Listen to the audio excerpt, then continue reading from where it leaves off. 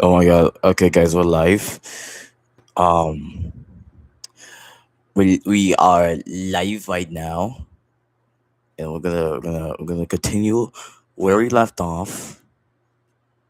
Um, first now, wait. First, I'm gonna have to share my screen, and then I'm gonna tag my friends real quick. Why do you need emoji kick?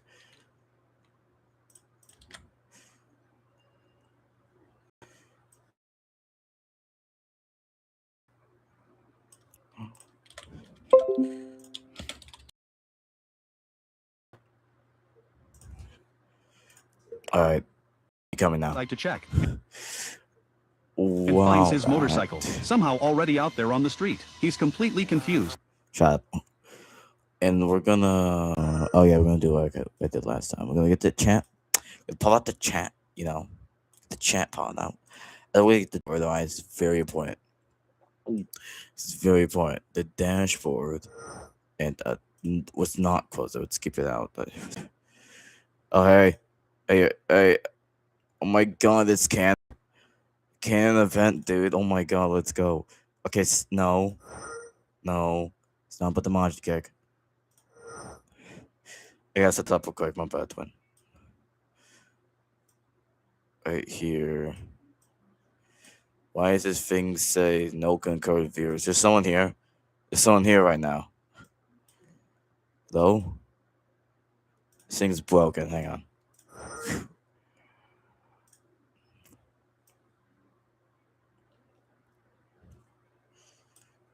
There you go.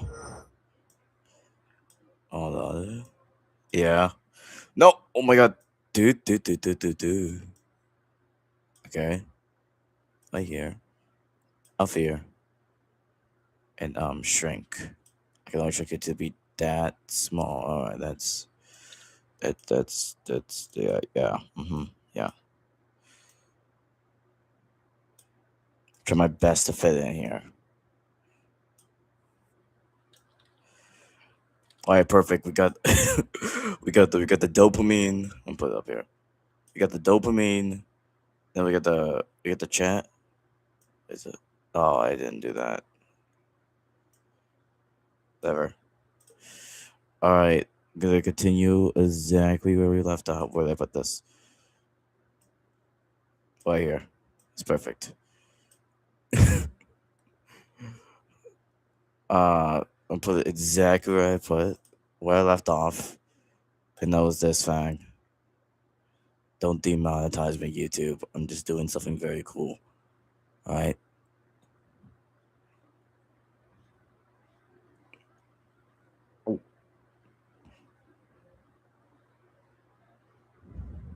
No, no, no. Let's go.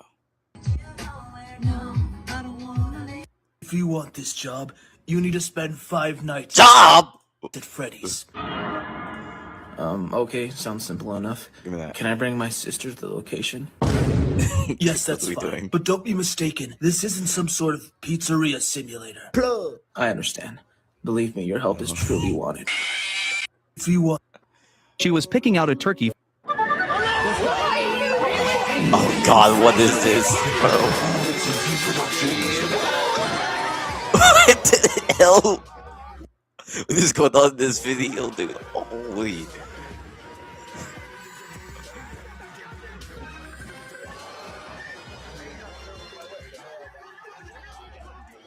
What the heck is this? What is this?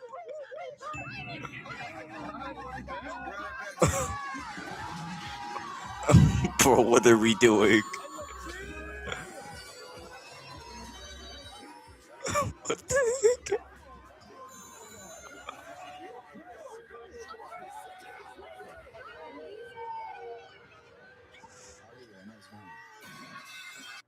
Yeah, that's all. She was picking out a turkey for Thanksgiving. Then two armed robbers. Bro, what is this?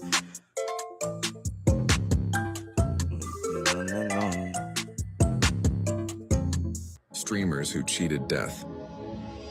She was explaining how a landslide works when she suddenly heard a strange noise. Looking up, she saw rocks tumbling down the cliff and immediately ran for her life. But that wasn't the end. Just a few meters away, a truck was speeding around a blind curve, heading straight toward the danger. Stop! Stop! Stop your car! She rushed to warn the driver. Just in time, she Dang. managed to save both him and Oh my god, she demonstrated it, bro. herself. 30 seconds to get killed.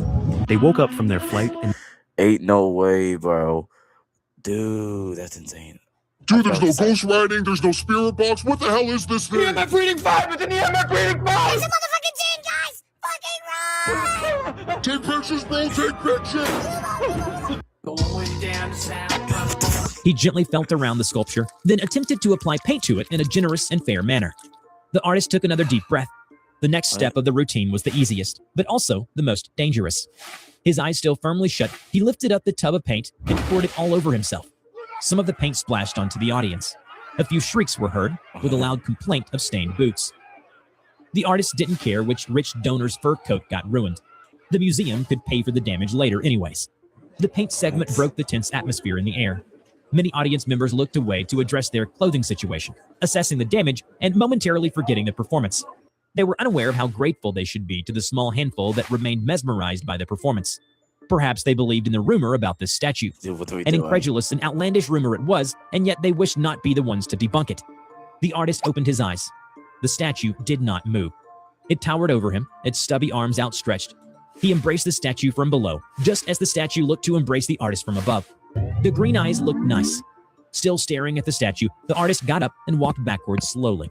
He returned to his stool, then once again sat tall and straight as the statue in front of him. The museum patrons clapped politely as they had always done so. It was always the same soft applause. It's so boring. It's always the same, he frowned, looking at the audience. So docile, flat, lifeless. Let's introduce some energy and excitement. Without warning, he grabbed another tub of paint and splashed it at the audience. They shielded their faces and eyes against the paint. Damn. Loud shrieks once again filled the room, of which some were abruptly cut short. Sounds of bone snapping and popping were heard. One of the patrons opened her eyes and saw the artist's statue right in front of her. He gently felt What are around we the doing? sculpture.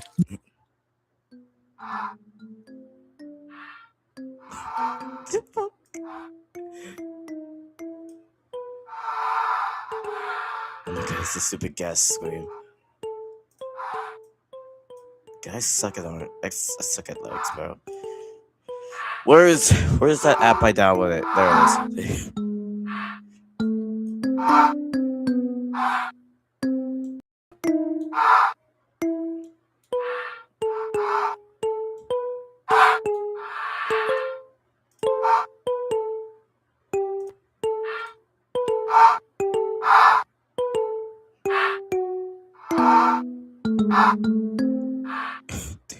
Jack rips. Oh my God. Like, come on, like we're cool, right? Why'd you stop? What is that sound? What the hell? Bro, he's ignoring me. Is he dumb or something, bruh? He's scared of me. Guys, I'm stuck on the road. There's a log in front of me, and I don't know where to go. Come on, like, Whoa. we're cool, right? Why'd you stop? What is that sound? Bro, he's ignoring me. Okay, Zio. Jack rips the pin. Oh my God, wait, it's the Lego stop motion animations, dude. I do.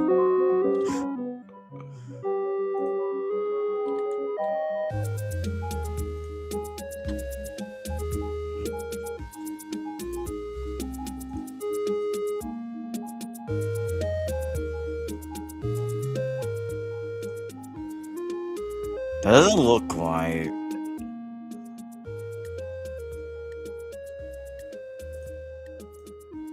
God, no! Okay, so I need to fix up this. Okay.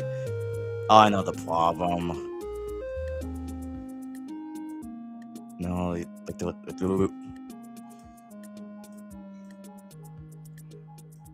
IQ2, bro. Do you not have like emojis on? Oh my god, he just dropped off emoji. Wow. Not this stupid. Not this stupid audio, bro. Oh, he's not taking any damage. He's cooked.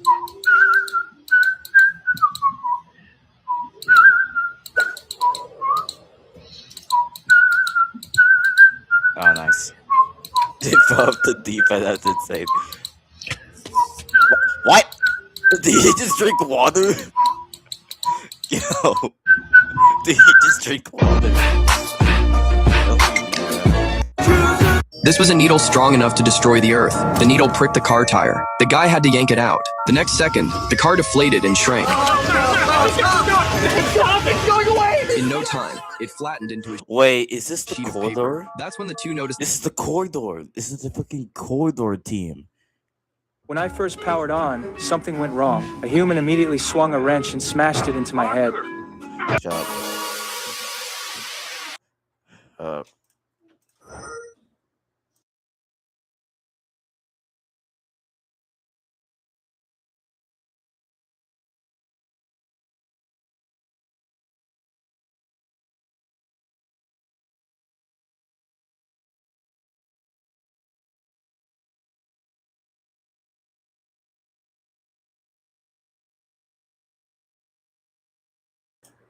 My dad really interrupted me. What is this? I don't know.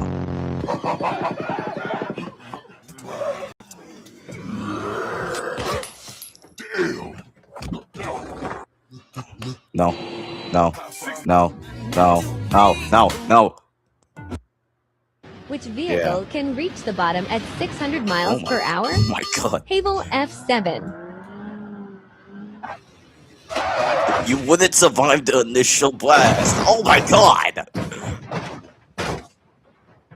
No, it's not gonna make it happen. It's not gonna make it Mazda happen. MX-5. 100%. You wouldn't survive the initial G-force, bro. Oh, wait, perfectly footed. Yo, and no, you're dead. Alright, very good. Very good. Oh no, you're definitely dead. Alright. I'm gonna make this shape and I'm gonna add this little I'm gonna add the calf way there. Is that actually called the calf? Claymore 4-door wagon.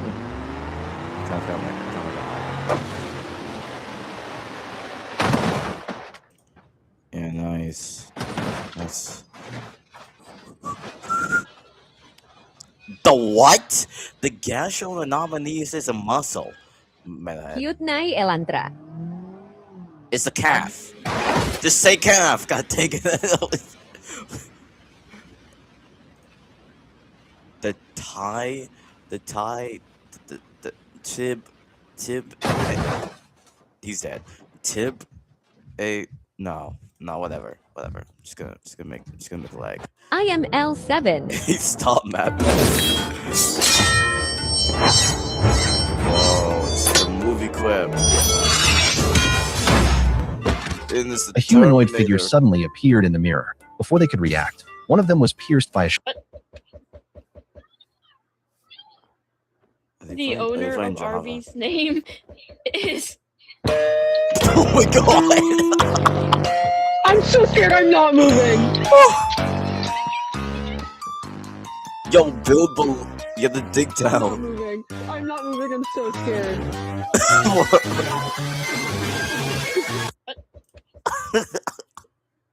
No, bro, they got the agents on, bro. They got the agents on, bro. There's no way, bro. They got the agents. Okay, now I got all this. The fitness gram pacer test is a multi-stage aerobic capacity test that progressively gets more difficult as it continues. The 20-meter pacer test will begin in 30 seconds. Line up at the start. Yo, I'm saying it. I'm doing chat stuff.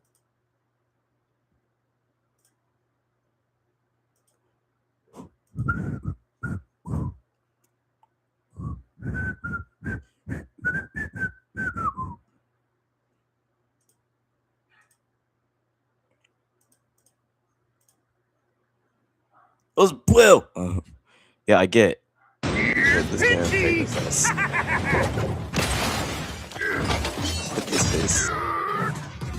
You think you can escape me? Oh, I guess you just did. No problemo! Who is creating this?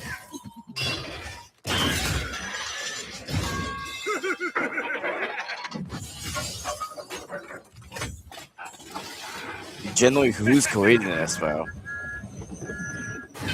This is Pete Blainwatt. You can run, but you can't hide!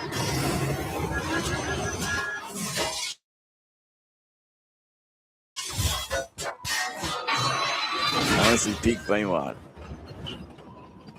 Diesel was not doing all that, but. Jeez. I'm back!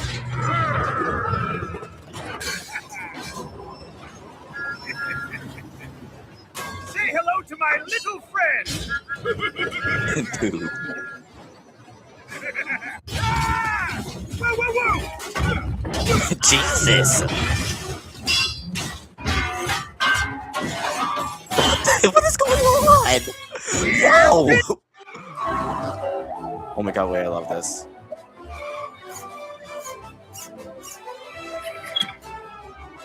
Dude, it's like cartoons.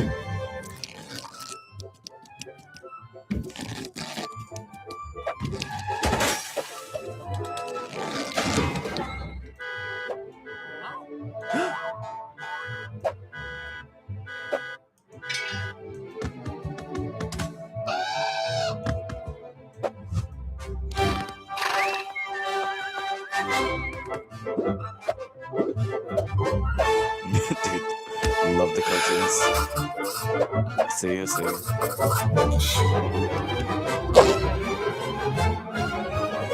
The chomp.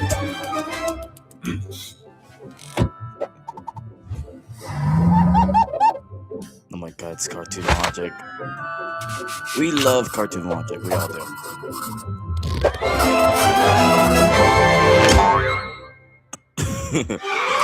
Want a Teenage Mutant Ninja Turtle, but each one contain your interspersal. Move your tongue into a circle, the right spot is a universe. Want a teen...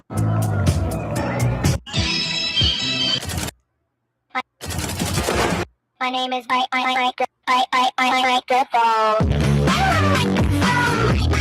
Oh crap, your safety tether just snapped again, right now. You are hanging in orbit about 250 miles. And what is even worse, your spacesuit is leaking air. You look down below your feet. That rusty red planet is slowly spinning. Okay, I don't watch that. Oh, okay, is it? Yo, you just got like 3 diamonds in one. Oh, dude.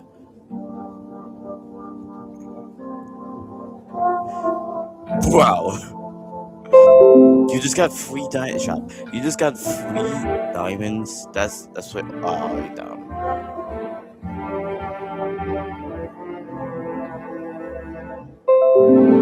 And oh, we survive. Alright, 1 slipper, by the way. 1 slipper, by the way. How? You can strike my way. I accidentally picked up a turtle, but then a flower pot fell from the rooftop. It dropped insanely fast. I didn't even have time to dodge. Then in the next moment, I got teleported to the side in an instant. Before I could— What? Just whoa. Just do it Dr. Whoa, bro. Got it. Wait, actually, what's this on?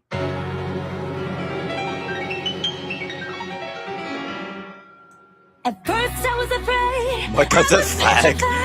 Kept thinking I could never live without you by my side. But then I spent so many nights thinking how you did me wrong, and I grew strong. And I learned how to get along. Nice.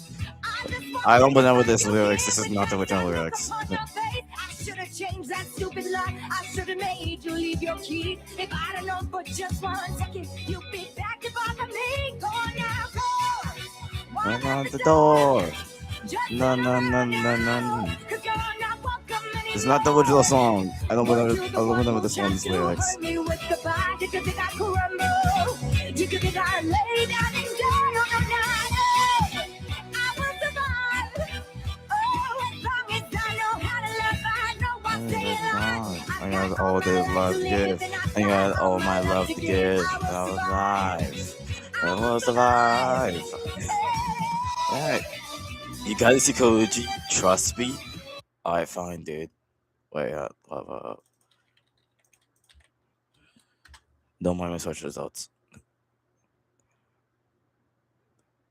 Day 3 of learning how to blacksmith. Oh, you ain't If making a metal car. is your power, Man, what shut are up, you without it? Socrates! Shut up! Socrates, get the fuck out of my... To be or not to be, that is the question. I have a dream. My friend Socrates is wrong. Dude, You are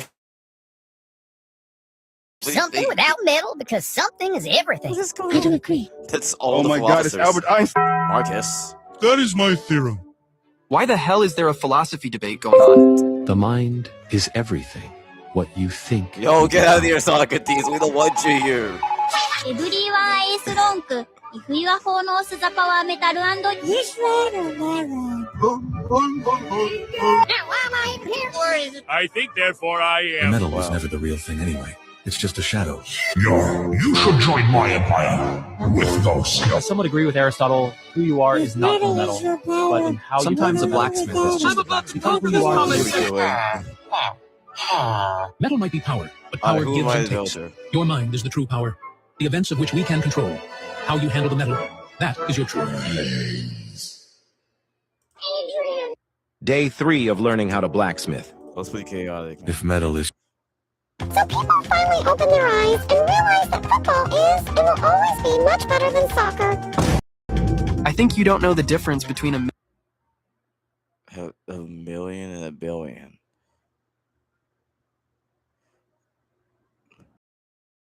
Right. They realize that football will be much better than soccer. That's soccer, and that's football. That's 1 million, and that's 4 billion. It's way more. billion and a billion, huh? I think you don't know that 103 is bigger than 4. Yeah, but the World Cup is every 4 years, and 100 million times 4 is 4 billion. Pretty much equal. Yeah, shut up. And my trophies.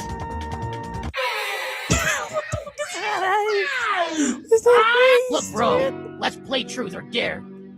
Dare. Derive the following function. Oh, whoa! Mayonnaise has 3 ends. Do tell. Certainly. Here's the breakdown. Mayonnaise. The first end is after O. The second end is after the first. Okay. First N is after O. Yeah. Second N is after the first N. Alright. The third end is you just know it's there. Okay, brush up. Enrique! The best temperature is 0 degrees. Not cold, not hot. I used to be a kid looking at cars. Now I'm in a car. Looking at What are we doing? No! Bro, I just skipped 5 seconds. Why is he looking at us like it's our fault? Did someone shit on him? Are the pets watching us? Option A. Ignore them. What? Marshmallow, you're the best. Please come to Yucatan, Mexico, and Merida. Yes.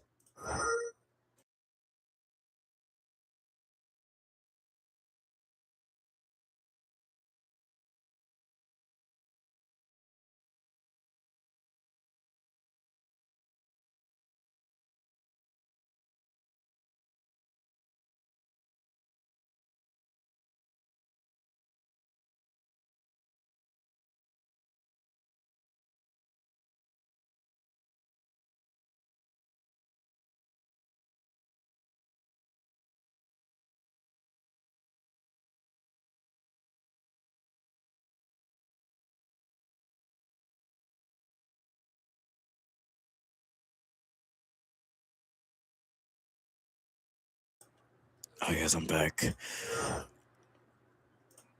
Come to my birthday party on street Whoa. number Whoa. San Jose neighborhood.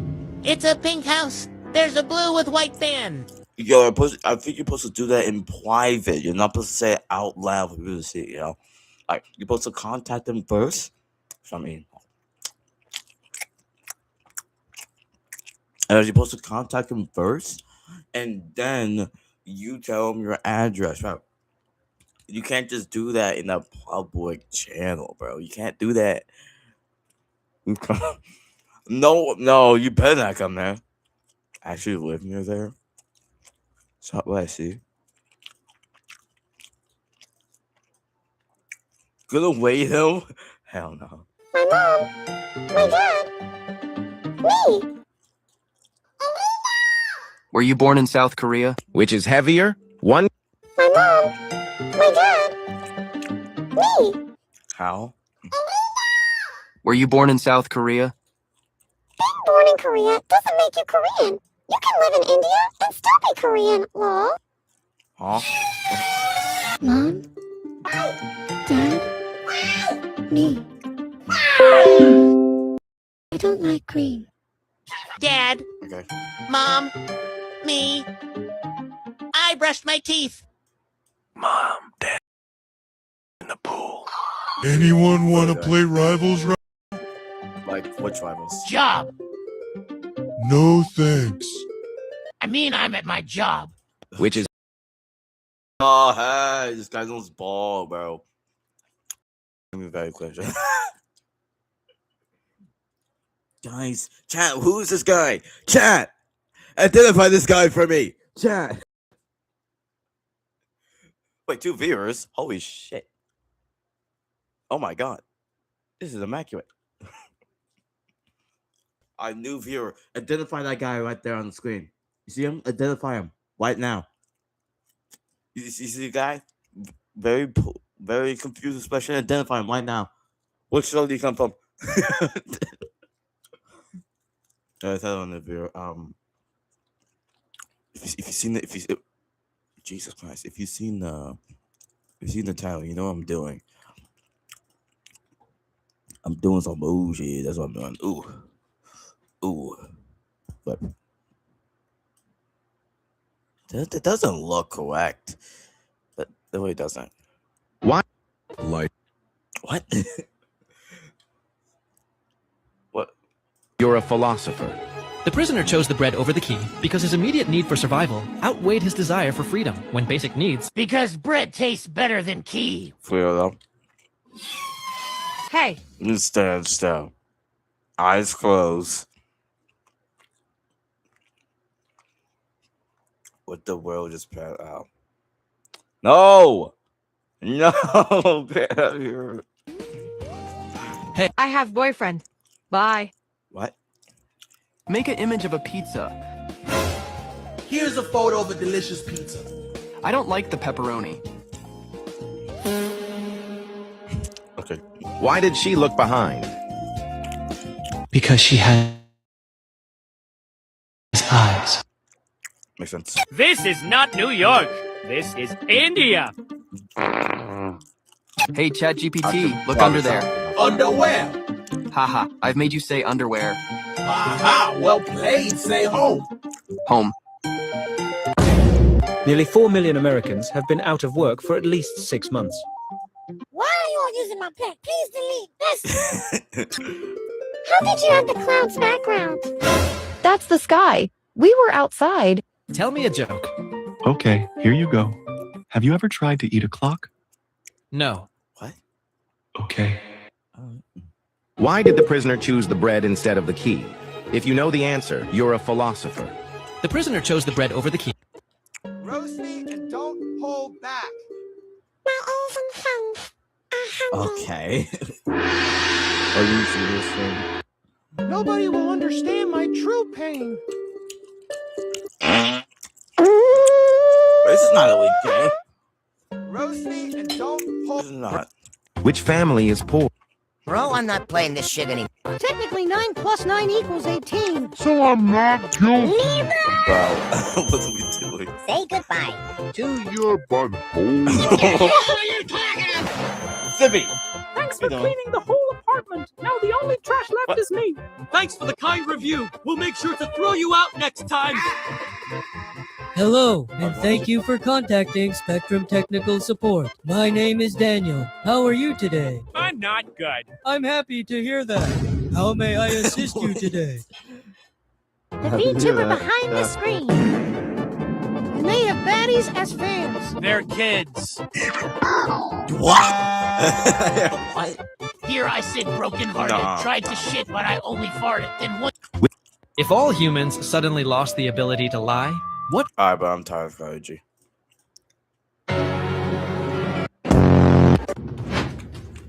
My name is Xander. My name is Xander. Cannot this. Where are we going?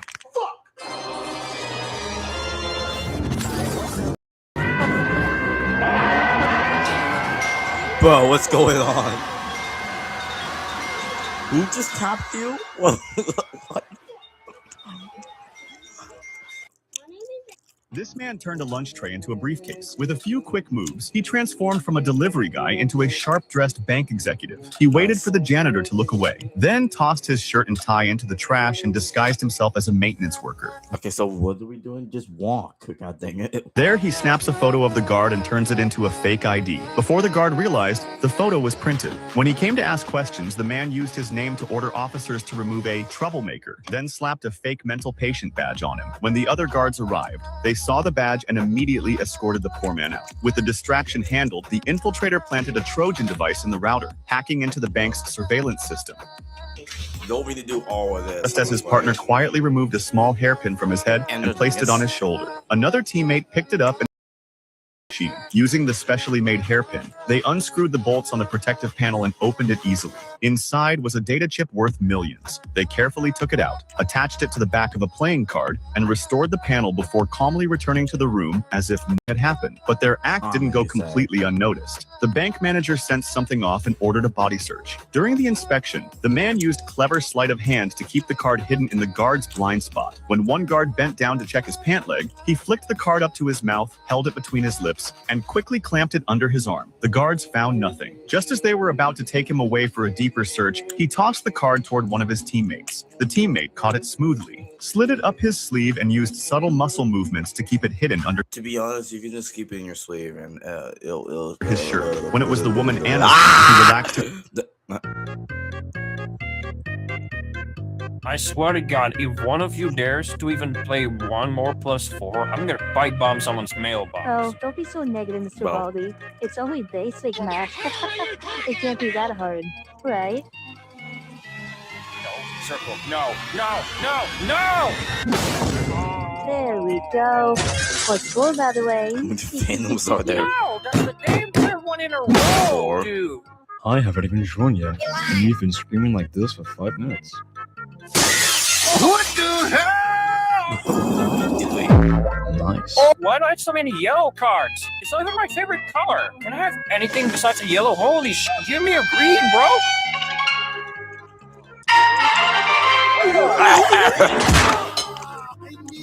A man accidentally found a screw was rusted. He immediately realized there was a problem with this batch of parts. Just as he was about to report to his supervisor, Captain misunderstood him and thought he was trying to leak important secrets. The man quickly explained his discovery to him. Since the company was in the aerospace field, any problem could lead to serious consequences. The supervisor rushed over after receiving the news. He was very angry when he saw the situation and immediately ordered the quality inspector to test the screw. But after the inspection, the inspector said there was nothing wrong with the screw and even suspected the man was deliberately causing trouble. The man was about to explain, but the inspector asked him back if he knew anything about professionalism. The man hoped the supervisor would believe him, but the supervisor only trusted the inspector. Shortly after, during the test, an employee suddenly found something abnormal and reported it to the supervisor immediately. Through several... No one's go outside. I'll be back.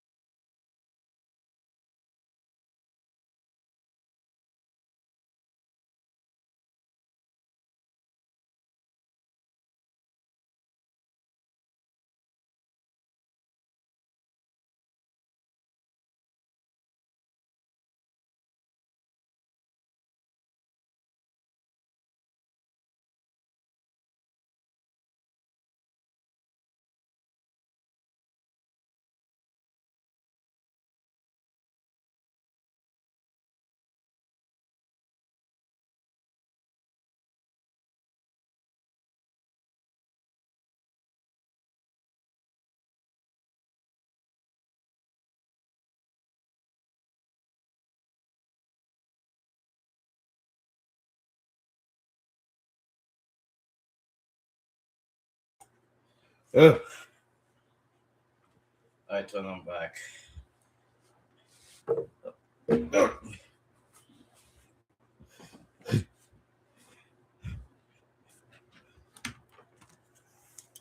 All right. Inspections, they finally confirmed that the screw was indeed defective. This. Sis. My name is Dingus. Wait. Because the computer's running better, I'm gonna do something real quick. Up. I know you never seen this server, but the server is server. And whole screen. No.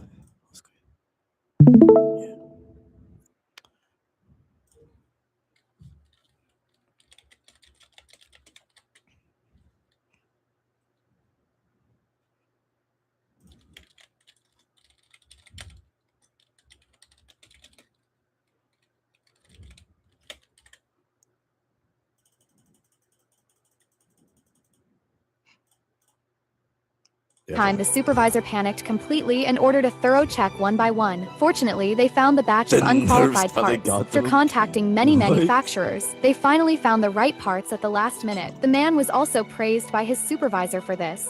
A man accidentally found a screw was rusted. He immediately realized there was a problem with this batch of parts. Just as he was about to report to his supervisor, Captain misunderstood him and thought he was trying to leak important secrets. The man quickly explained his discovery to him. Since the company was in the aerospace field, any problem could lead to serious consequences. The supervisor rushed over after receiving the news. He was very angry when he saw the situation and immediately ordered the quality inspector to test the screw. But after the inspection, the inspector said there was nothing wrong with the screw and even suspected the man was deliberately causing trouble. The man was about to explain, but the inspector asked him back if he knew anything about professionalism. The man hoped the supervisor would believe him, but the supervisor only trusted the inspector. Shortly after, during the test, an employee suddenly found something abnormal and reported it to the supervisor immediately. After several inspections, they finally confirmed that the screw was indeed defective. This time, the supervisor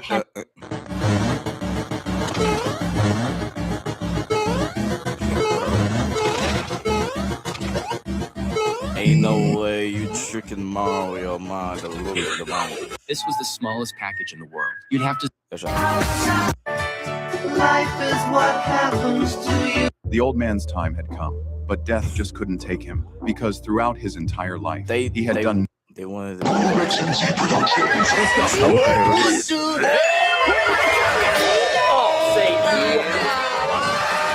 Bro, what are we doing?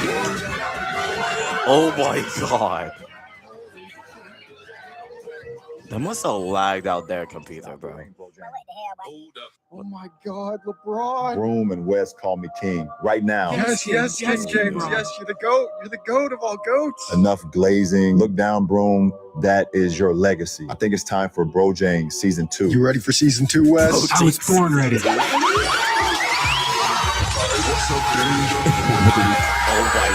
god. Even death can't handle. All right, Twim. I'm gonna add you as a moderator. Twim.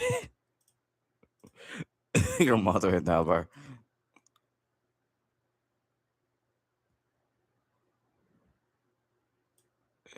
Actually, I didn't even read that. No state of moderator. No. Oh. Gonna make it as a moderator again.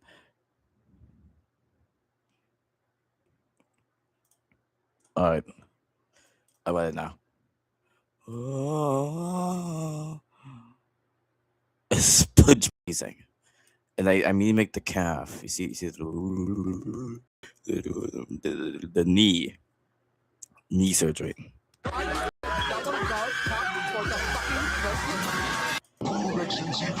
What are we doing? I can easily squeeze a gun barrel until it deforms. When my hands keep waving chalk across the blackboard, the students below simply can't keep up with my... Pick a pet to live with you, Franklin or World Destroyer. You know what? I'm going Franklin. Franklin. He's already on the counter when you get home. Just standing there, looking outside the window. like he's got somewhere to be. He doesn't bother you. He waddles to the couch, finds a spot on the armrest, and stays there for most of the day. He eats whatever you're eating. He won't ask. He'll just appear next to your plate and stare at it until you give him some. At night, he sleeps on the pillow next to yours. He doesn't move. He doesn't make noise. In the morning, he's already up, back on the windowsill, watching the parking lot again. If you picked World Destroyer, he's sitting in the center of the living room. He just watches you walk in like he already knows where you're going to sit. He is perfectly behaved. He doesn't chew anything. He doesn't bark. He just exists in whatever room you're in, always slightly closer than you remember him being. At night, he runs a bubble bath on his own. Whoa.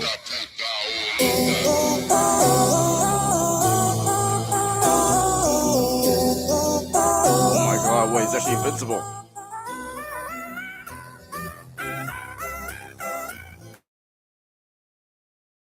Yo, that's actually invincible in it, babe. Actually, I'm like that.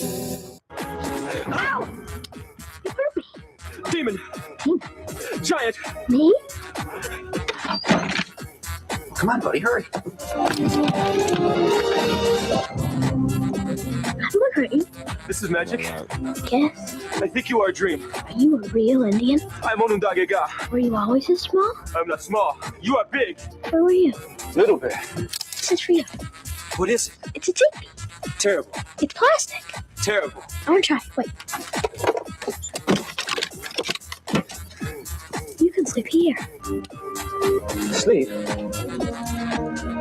It is magic. Oh. It's the same as where I live. Shoot! Get out! No! I need bigger weapons. You're hurt. Not much. I need husks. Why? Wait! No! Why is it just a World War? Shoot! Get out! No! Why is there just a World War I soldier right there? The weapons. You're hurt. World War. Don't be afraid. It's all right. I'm a dream man. Someone's hurt. It is World War. It is World War One. No, let me have a look. I can do this in my sleep, mate. Do you have husks? Ow. Thank you. I'm gonna do my duty. That's what the wheel murder. Is that all? Why is he not talking? He's mogging right now. Why is he not talking? Okay, Mac or Jack, they're knocked out now. Or is it, I think they're.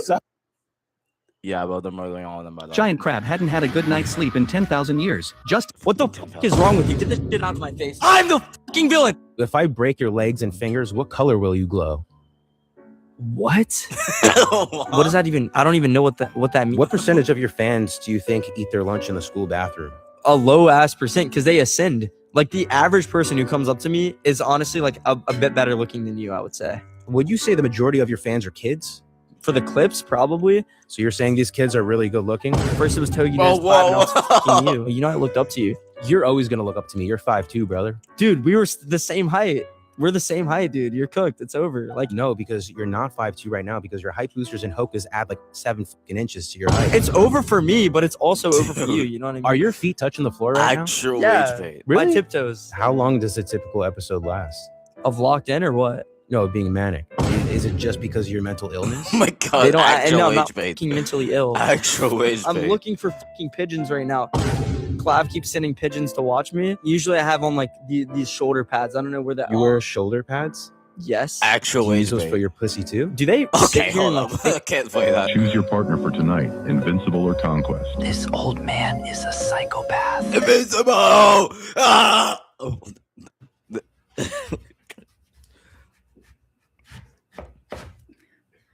Did he just? Huh? She just cut a vegetable. What's going on? All right. Protein tubes. Put that white sauce. Oh, it makes it cut it faster because it's. Debí tirar más fotos de cuando te tuve debido al Love Island.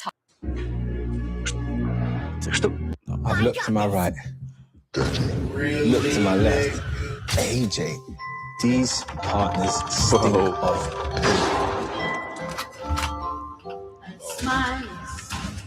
Dang! I'm gonna finally understand this.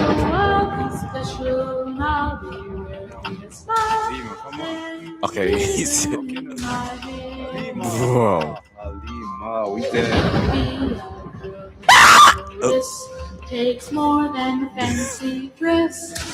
So I'll be noticed Good. and the ribbon in my dresses. The big white to be finished, the small white velvet. I've looked to my right.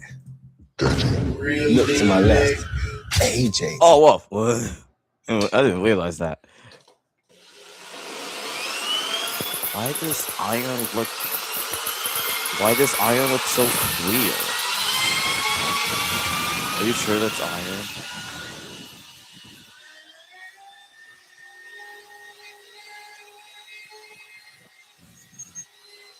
Are you sure that's iron? I don't think that's iron. I think the clear one is glass, and the other one's iron.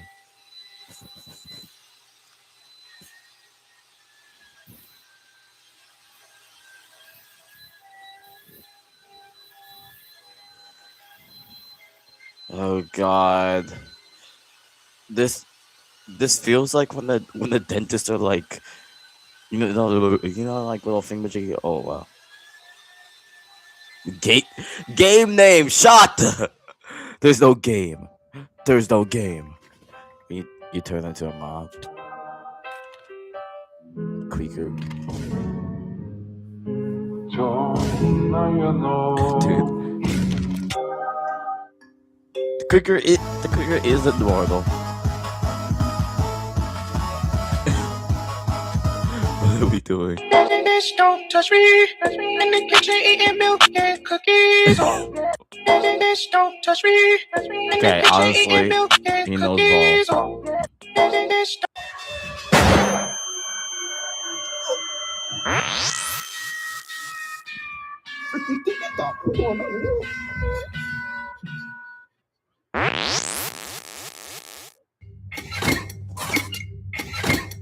Bro,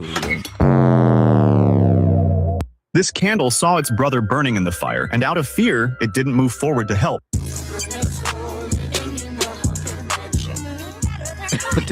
Okay, take a whole neighbor.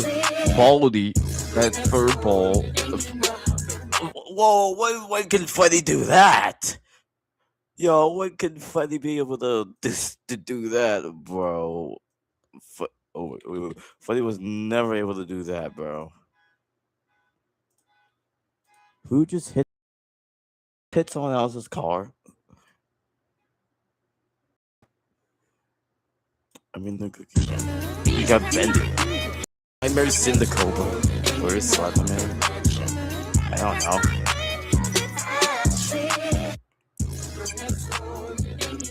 Josh? Yeah, where is Slenderman? Look closely. This is what an airplane is really doing during takeoff. What you're seeing here are the plane's senses, brain, and heart. Its spine runs along the top, while the rear section holds the parasite chamber and storage bay. Remove one parasite egg, and the inner structure becomes easy to see. At the tail, you can even spot its digestive system. On the outside, the aircraft is powered by vortex. What are we making? What are we making in Build a Boat? Son, build a boat to escape. What are we doing? What are we doing in Build a Boat? I just get so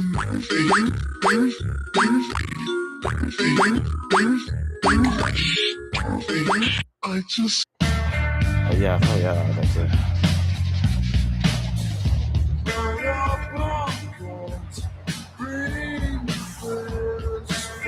Ooh, look at that.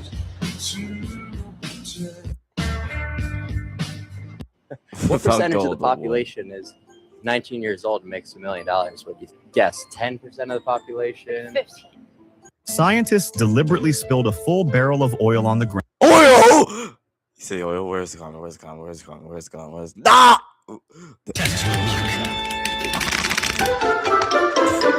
Leave me alone! Don't touch me. I'm in the kitchen eating milk and cookies. Don't touch me. I'm in the kitchen eating milk. They lost their friend Mason in an abandoned sewer system 4 weeks ago, and when they finally found him, they noticed something absolutely unsettling. I think I found him. Hey man, how long have you been here? Mason, dog. Oh no, he's Mason? insane. No, that's not Mason, man. He thought he was talking to an old woman at the hospital he works night shifts at, but when he realized what he was talking to, he became absolutely terrified. Who is he talking to? Dispatch to 329. Dispatch 948. Yes, sir. Who are you talking to? I'm talking to a silly lady. I saw her walking by the door and Who's is going insane? Stars tonight, huh? Those ain't stars. Fuck. What do you mean? They come around every anniversary. Why did they all disappear? So, what do they do? They come every year trying to copy her. Not sure why. Maybe they think they can replace her. Tony, you're an asshole. Now where's the light switch? I wouldn't turn that on if I were you. They disappeared. You better leave. They don't like to be seen.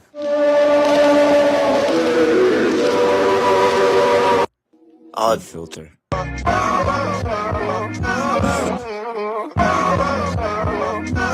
Hey, Ollie. Yo. He's genuinely dodging all of this.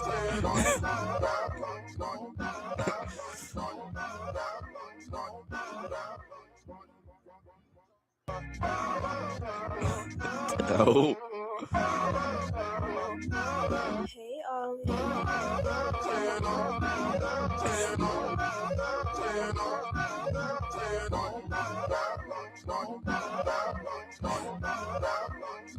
This dad was watching a horror movie, and just as he went to bed, his kids decided to give him an actual nightmare. They sneaked into his room with scary masks and hid. And when a kid under the bed poked out a creepy face and shouted, the dad jolted awake and punched it in pure panic. He immediately flipped on the light to peek under the bed, but the kid popped out and scared him again. Furious, he kicked her out, just as he tried. Fuck you. Looks like you hit the wrong button there, Brosif. Brosif. Says what? What? What? Fuck you. Looks like you hit the wrong button there, Brosif. Says what? What? What? Fuck you. Looks like you hit the wrong button there, Brosif. Did you say Brosif?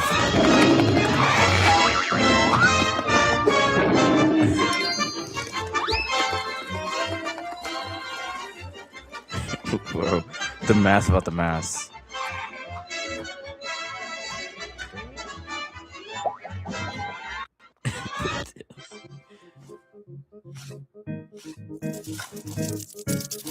What's this? Okay, he got hands now.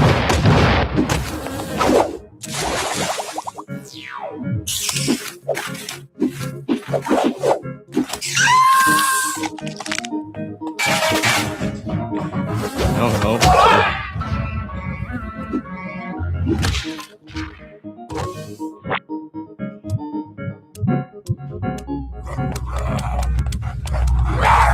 This is the better than making it invincible.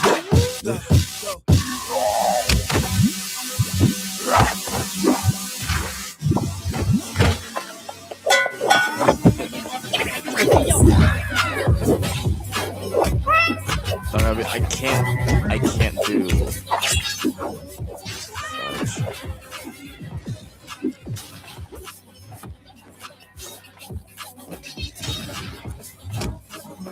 Can't we do hands? I'm just gonna do.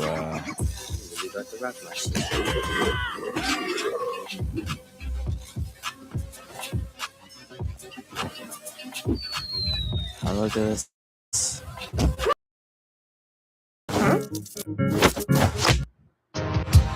Блин, ну игра. Body at the beach. ¿Vende menudo aquí? O sea, como pancita o menudo. To make a repetitive narrative on how universe. That is a predator here reverse. All of your presidents here third. What is a nigga convertible? That is a snitch on a pedestal. What is a house with a better view? A family broken in variables. What is a rapper with jewelry? A way that I show my maturity. What if I call on security? I wanna be a therapist. I can debate on my feelings and sharing it well. Cause I debate on my comparison. Right here. Okay. Right here. It's decently sized.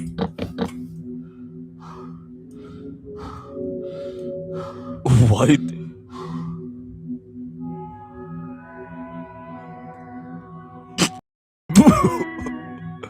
Oh my god. Okay. Right here. Did you know one of the most breathtaking objects in the universe is hiding a deeply unsettling secret? What you're looking at right now is the Helix Nebula, nicknamed the Eye of God. It's the closest nebula to Earth, being just 655 light years away, with a length of approximately 2.5 light years across. NASA recently made a chilling discovery about this nebula, and what I'm about to play will make it feel terrifyingly real. This is a sound recorded by NASA where light wave data is converted from the nebula directly into audio.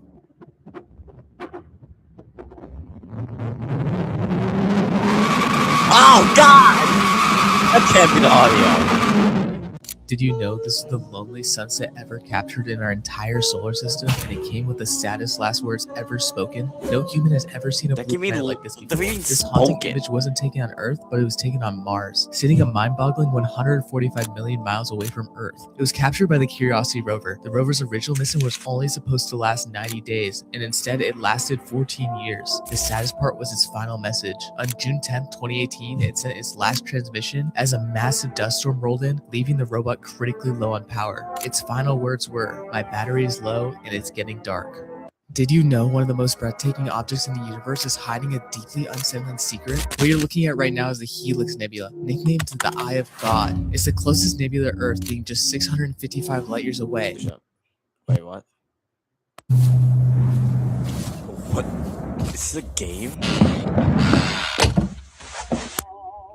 Where the devil was giving a ball. The merry crowd who came to witness the show, and I must confess to you, there were many there I knew. At the devil's ball. Yeah, I don't think I saw that. Holy dingleberries, 10 people just this week. What a crazy world we're living in. Isn't it right, Gingerbread?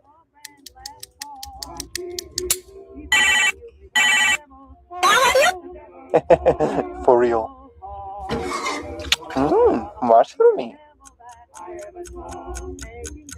I'm scared. Why are you sleeping like that? Man, I think I know this channel.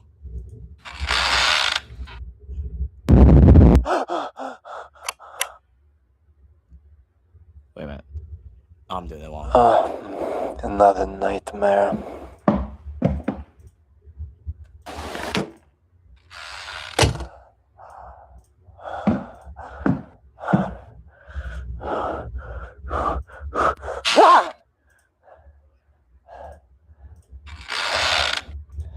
Of course, no one's there. Oh, meow. Oh, bad kitty, bad kitty. Oh my god.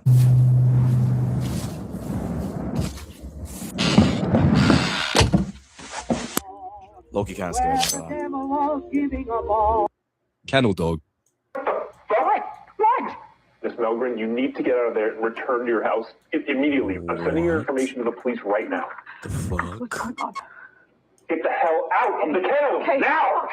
That's not an overreaction, but a valid expression, because imagine a mini colossal titan, skinned and almost skeletal, enters your house to fuse you and your dogs. In the Call an ambulance! Call an ambulance! But not for me!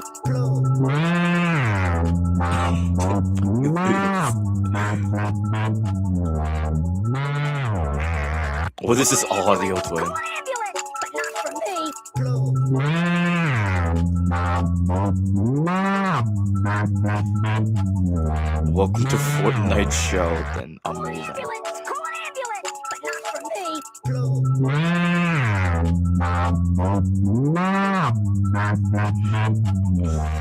Toph, aren't you gonna get ready for the day?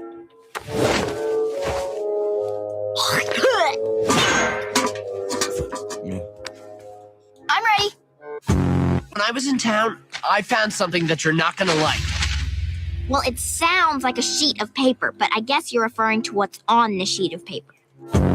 I'll take the belt back. Ow! Sorry.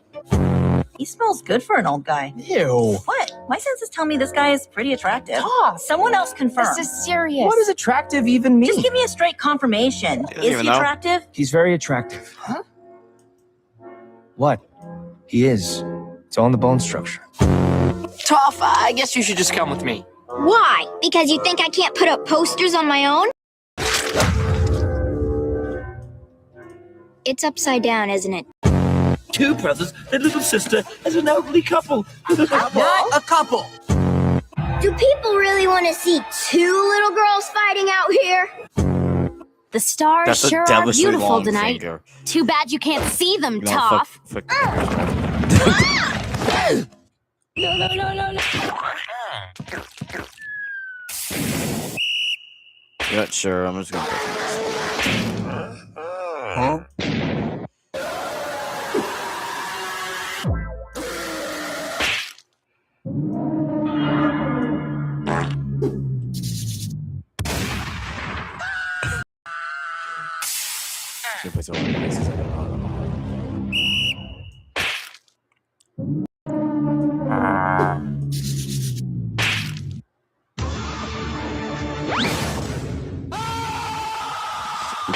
Cheek. Okay, well. Oh, what the fuck? Oh, it's on site with you! I'm gonna enjoy this. Oh, run to the shop. Oh, okay, never mind. Yeah, it's right here.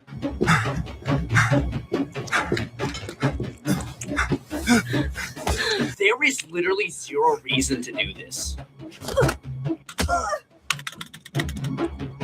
Lock it. Shoot. Oh, damn. Not a.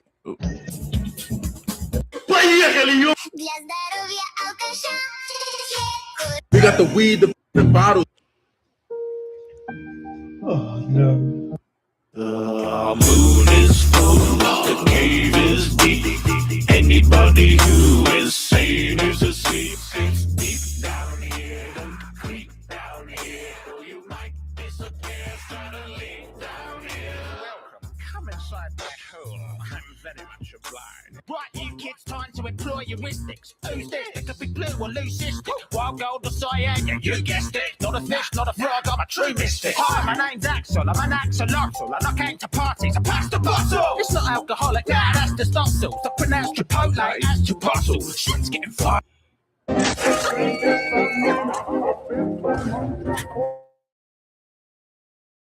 Why did that stop spinning? Don't we need that? Oh, I just turned it off for a second so you could hear how nice and quiet it sounds at 6,000, 5,000, 4,000. I think I'll turn it right back on now. Okay, now you can hear the fancy code that pilots use when they talk to the tower. Mayday, mayday. Doesn't Mayday mean there's something wrong? Oh no, if something's wrong, I would say phone the runway, and Charlie 408 experiencing engine failure. We don't have an engine? Sure we do. We got an engine right here. We don't have an engine. The ground is coming up really fast, Pop. Which is good. That's where we want to be, right? Hey, let's make sure that seatbelt is nice and snug, but not too snug, so you can loosen the case and catch on fire. Fire?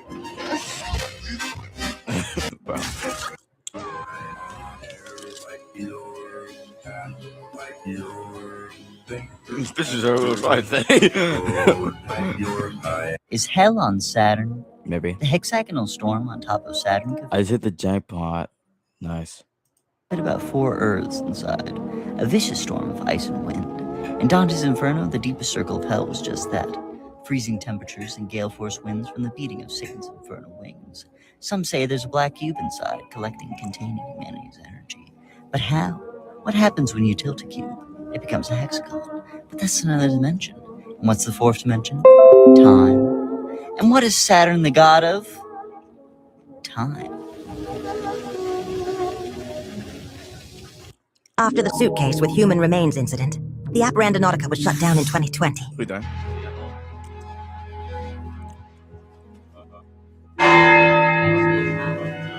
Wow.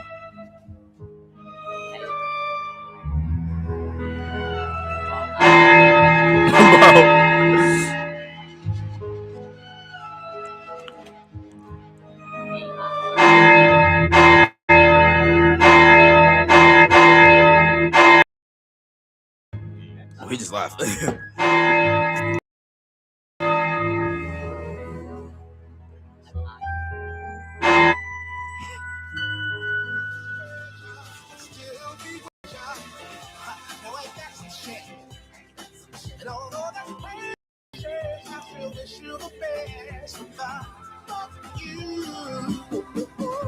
What is that?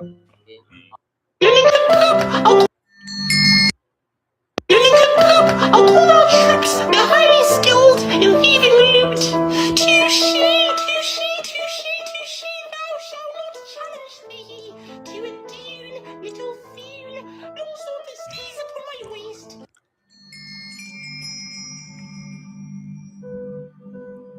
Ah.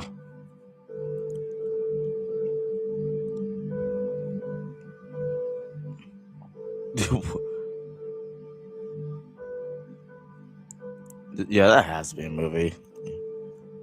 Oh, and well, and that's the tribe.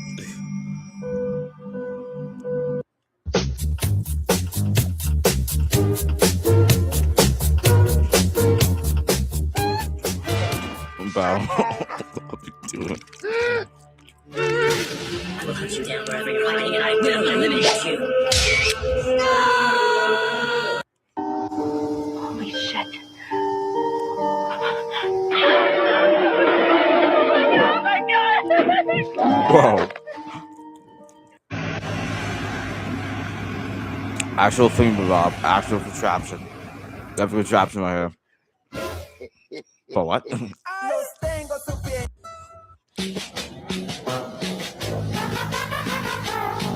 accidentally sent a black 8-ball flying out. It rolled quickly down a slope and finally fell into a deep bottomless hole. But that was actually my dad's treasured pool ball. To avoid getting caught, I quickly ordered an identical one online to cover it up. Nice. The next day, the news reported that a giant meteor was heading toward Earth. Governments around the world tried to intercept it with missiles, but failed. The end of the world was coming. To prepare for the disaster, our family moved into the basement. Mom and Dad had stocked it with plenty of supplies, and even brought in some green plants. Dad, who loved playing pool, even moved the pool table down there. I was sitting on the couch watching television when I suddenly screamed, because the news showed that the meteor was actually an 8-ball, and I noticed it had my account ID engraved on it. I immediately got up and checked the order I made online. Turns out I had engraved my initials and birthday on it. I confirmed that this meteor was the cosmic delivery I had ordered, but my parents didn't believe me. They just thought I was stressed out. Only my uncle believed me, because yesterday he had seen a UFO in the sky with his own eyes. By then, the 8-ball was getting closer and closer to Earth, with only 20 minutes left until impact. The news anchor was so scared she started crying. The studio was in chaos. Our whole family sat in front of the television, enjoying our final moments. Then the world went dark. But suddenly Dad had an idea. Since it was an online order, maybe we could return it and stop the disaster. So my parents frantically stomped on a generator to make power. My uncle and I logged back into the cosmic shopping site and requested to refuse the delivery. Sure enough, the meteor stopped just outside the atmosphere. The impact countdown also stopped. Then the screen showed a cross and a circle. Following common logic, the cross meant no. So I decisively chose the cross. But the meteor restarted and even sped up. Now there were only 3 minutes left. We had lost our only chance to save Earth. I feel extremely guilty. We could only hug each other and wait for the end. Then the black 8-ball meteor hit Earth. Our family miraculously survived. 10 years later, I had grown up. A sudden earthquake woke us up. The bunker door opened, and a beam of bright light shone in. I slowly walked out of the basement. A cosmic delivery driver had been waiting outside for 10 years. He handed me a delivery slip and asked me to sign for it. After I confirmed receipt, the delivery driver finally completed his mission and flew off in his spaceship. The sun finally shone on Earth again, and in the distance was that giant black 8-ball. I turned around, and I accidentally sent... They keep everyone in town safe during the robbery. In fact, they take the hostages out to the back of the bank and, not making this up, perform a trick riding show for them before riding away with the loot. Yeah! Whoa. What are we doing? Oh my god, dude.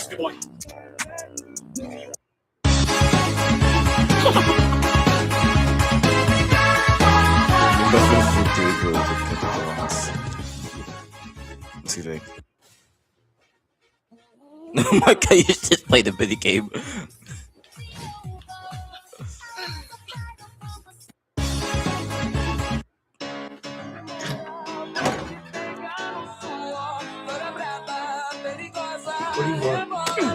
Oh my god, oh my, okay, I can't show that. I cannot show that. Well, we're cooked. Would you light a fire in a dark forest? Fermi's Maybe not. paradox begs the question, if the probability of alien life is so high, where is it? An infinite universe and it's just us? The dark forest theory is an answer to that question. A dark forest isn't a dead one. It's full of life so intelligent it knows to hide, either from each other or some apex predator. It kind of works with the Great Filter theory. This one suggests that intelligent life simply cannot evolve to a spacefaring society. There's some sort of evolutionary hurdle that no one can overcome. The Kardashev scale is a measure of how advanced a civilization is, based on how much free energy they can use. Humans are still less than a 1 on the Kardashev scale. If a level 3 is intergalactic travel, why isn't anyone else there? Either A, it isn't possible, B, the downfall of intelligent life is itself, or C, someone doesn't want that happening. Personally, I think the universe is just that large. If I snapped and every human except you and one other random person disappeared, would you ever find them? You know they exist, but realistically, one of you will probably die before you ever see the other. Hello. Does that mean they were never there? Maybe they're almost here. Would you light a... Hi, Joker. Are those live rounds? 7.62 Ah! Full metal jacket. Wait, metal jacket? Wait, dude, you actually get a cool stand reference? Mine sucks. Wait, what? No, it's how you use it, man. Like, what's yours? Mystical and magical. I see. I can smell the judgment. No, man, that's great. That's Ooh, how that's about mine? How about cool. mine? Dance monkey. Certified lover boy. Seabat. Stop. Rembrandt. Stop. Casino. Wait, dude, you actually get a cool stand reference? Oops, stop right there. Don't cross over that safety line. Human children are extremely toxic. Hey guys, watch the eye! Excuse me, fellas, how about we do toast in the back? Look, he's gonna do a real scare. Cool, I want to be a scarer. Well, what are we doing? A new player joined.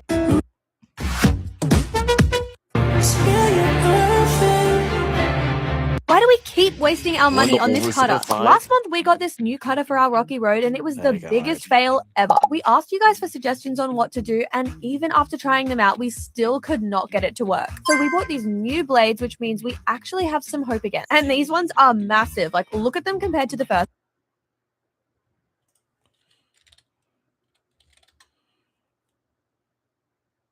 Oh, that I said they're a massive company? Like, yeah, is that what, why are you? You know what else is Oh my massive? god, what did I say? Oh no. You said The massive. map is too massive, dude.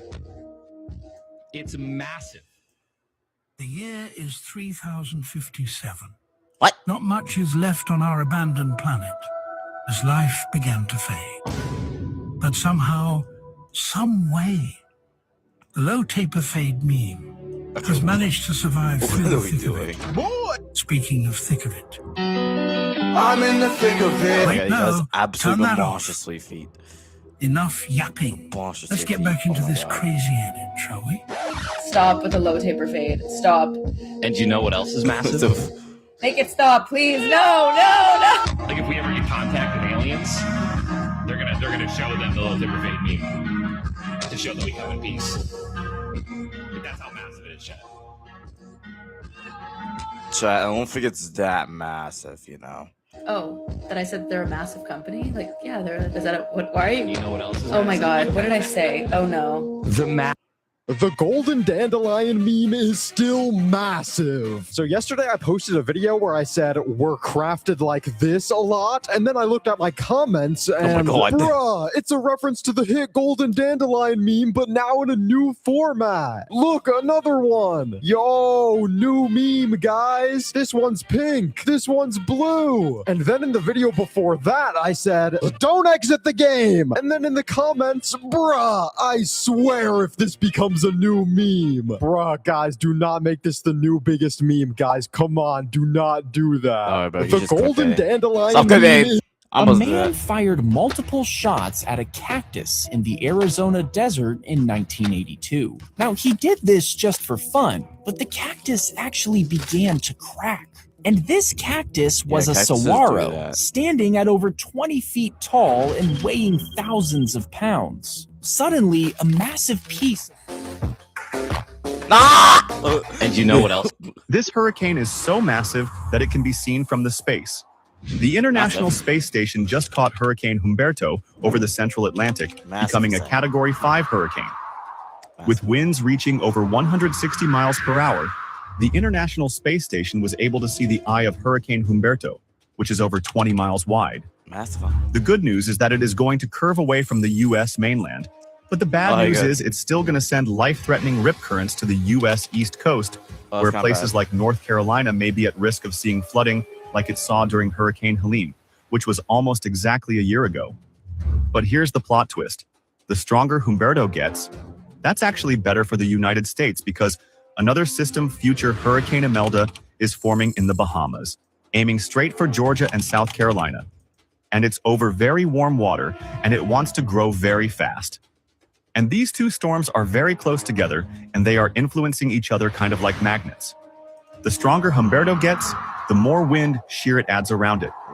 And that's going to keep Imelda from strengthening so much, and Humberto is literally going to try to pull it east away from the U.S. East Coast. The bottom line is, Humberto is a beast, but in this case, it's a helpful beast. And you know what else?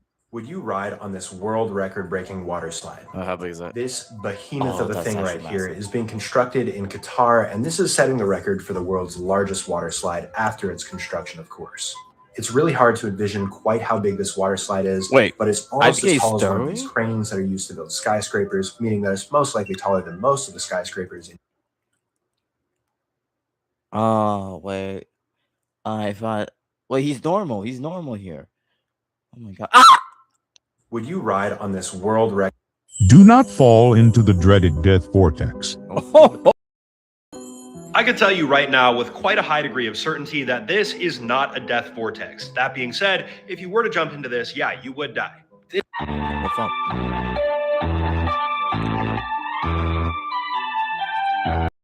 know this video might look pretty underwhelming, but trust me, once this timer hit 0, life for the people living around here changed forever. This TikTok video here that I got tagged in doesn't have too much context. We can see a timer here on the left-hand side of this. You flush your mouth off. After going fine. You know, technically you can swim in the Yellowstone hot springs. It's just going to end up being the last thing you ever do. Why do we keep wasting our money on this cutter? Last month... You're in the pool swimming? You're relaxed. What the fuck was that? You're in the pool swimming? You're relaxed. What the fuck was that? You're in the pool swimming? You're relaxed. What the fuck was that? You're in the pool swimming? You're relaxed. Okay, that's fine. That's fine. That's fine. How did the war go? Did you guys actually manage to beat Veltrum? Well, on the one hand, yes. He doesn't sound like him. But on the other hand, absolutely not. My hood, my mixtapes, my Yowie collection, my breeding farm, my PS5, my planet! Don't go thinking you'll get away with this. Frag, are you crying? No, you're crying. My eyes are just sweaty today. How do you like that, Frag? Thetis 3, Veltrum 0. That's right. Keep crying like Why can't I eat the packet? Is it poison? Would they put poison in my beef jerky? The infamous silica gel packet, often labeled "Do Not Eat," sits enticingly at the bottom of the bag, ever calling. So is it poisonous? It depends. Clear silicon dioxide beads are non-toxic and chemically inert, and actually used as an anti-caking agent in the food industry. They'll pass through you like a hot knife in butter. The packets are known as a desiccant and exist to remove moisture from their environment, hence the dry jerky. But occasionally, some come with a colored indicator. Orange and yellow beads contain methyl violet and turn green in most conditions. It has a low toxicity. Blue beads with cobalt chloride are very toxic in large amounts. In reality, you could ingest all these in reasonable portions with low risk. The reason they say do not eat is mostly because it's a choking hazard. The packet won't break down inside, and if you manage to swallow it, you'll get an intestinal blockage. This isn't a pass to crack open the packet and slam it down. You're quite literally eating sand. But it's something to ponder as you slam that beef stick. Why can't I eat the packet? Is it poison? I touch my head. A monster in Korea does the same. At first it feels... My twin brother Chris and I were 9 when we learned Morse code. We tapped messages under the dinner table when Mom... Which of these events would be worse to experience? Trevor Henderson's waves or the 7 trumpets of the apocalypse?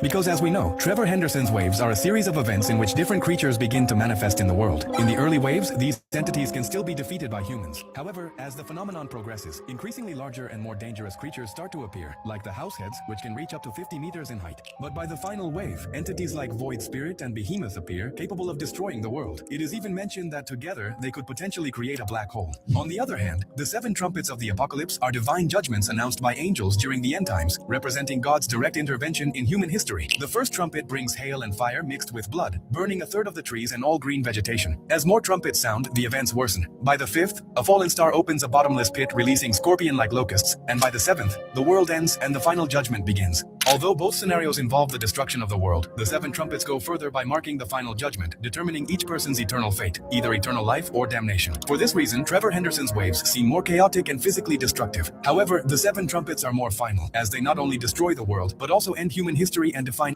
Yeah, I think I'll do the trumpets. These wheels are massively interesting.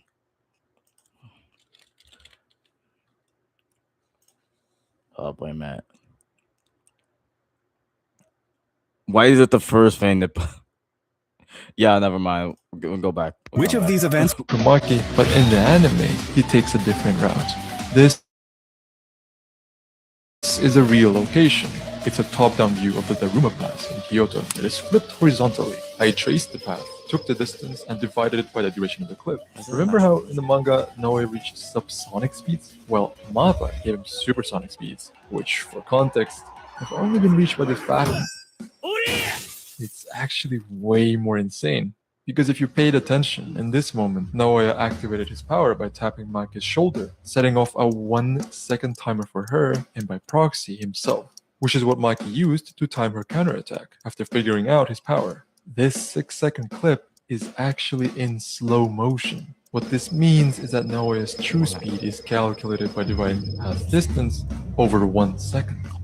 Mach 22 is the speed rockets accelerate to in order to reach low orbit. An attack at this speed would demolish anyone unlucky enough to get hit by it. And conversely, running into an indestructible punch at this speed would be just as bad. That is to say, you can't run from karma. Kumaki, but in... Sir, do you know why you were... All runners in this game need to get paralyzed from the waist down. What are we doing? Here I was, engaging in a fair battle with this feller, until his bitch ass decided to retreat from the fight. Now, I decide to not fall for the obvious rage trap and walk the other way.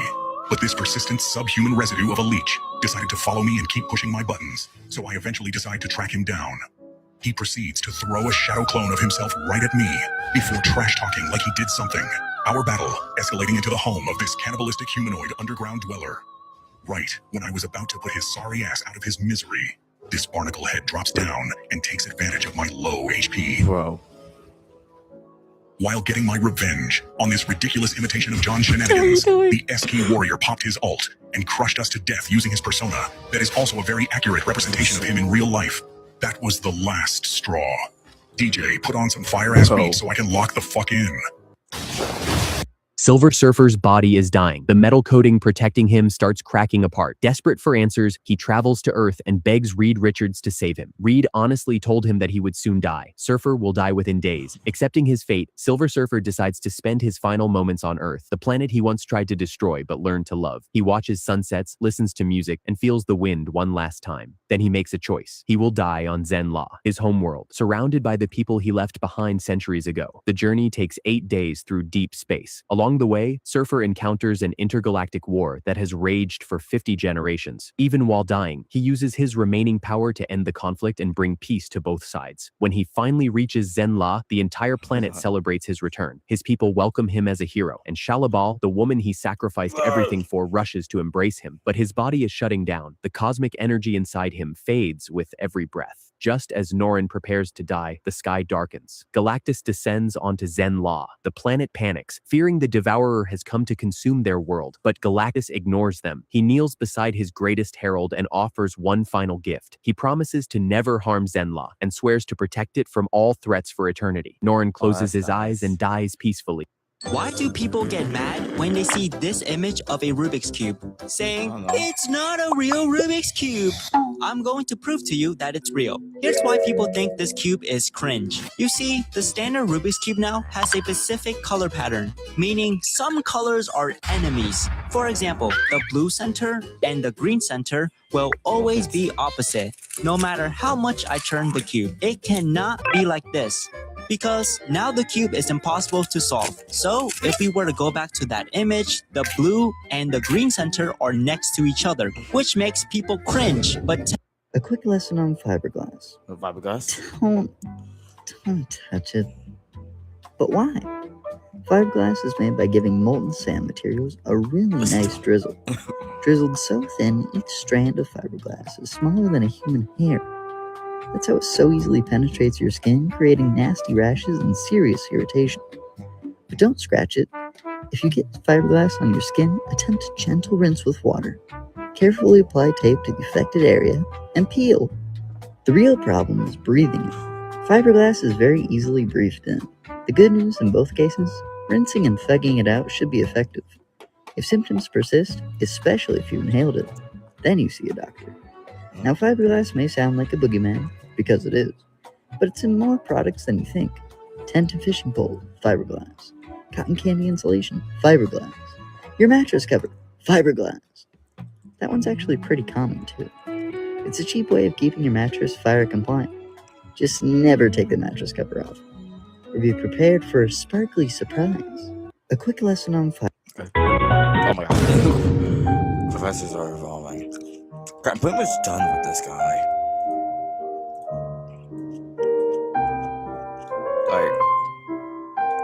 That's him.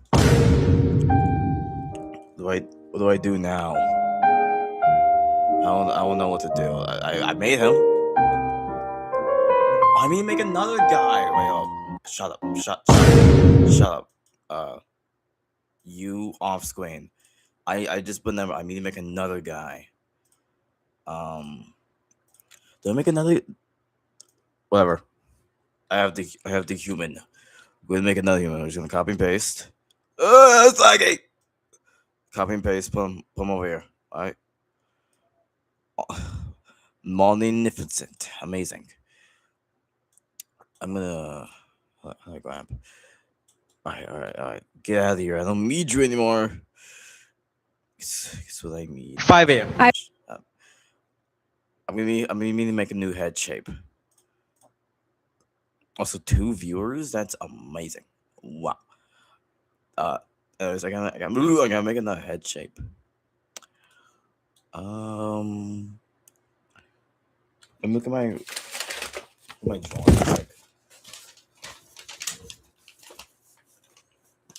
God damn, it's looked up. I got roughly what I want. Boom. Boom. Boom. Boom. Pow. Yeah. Pow.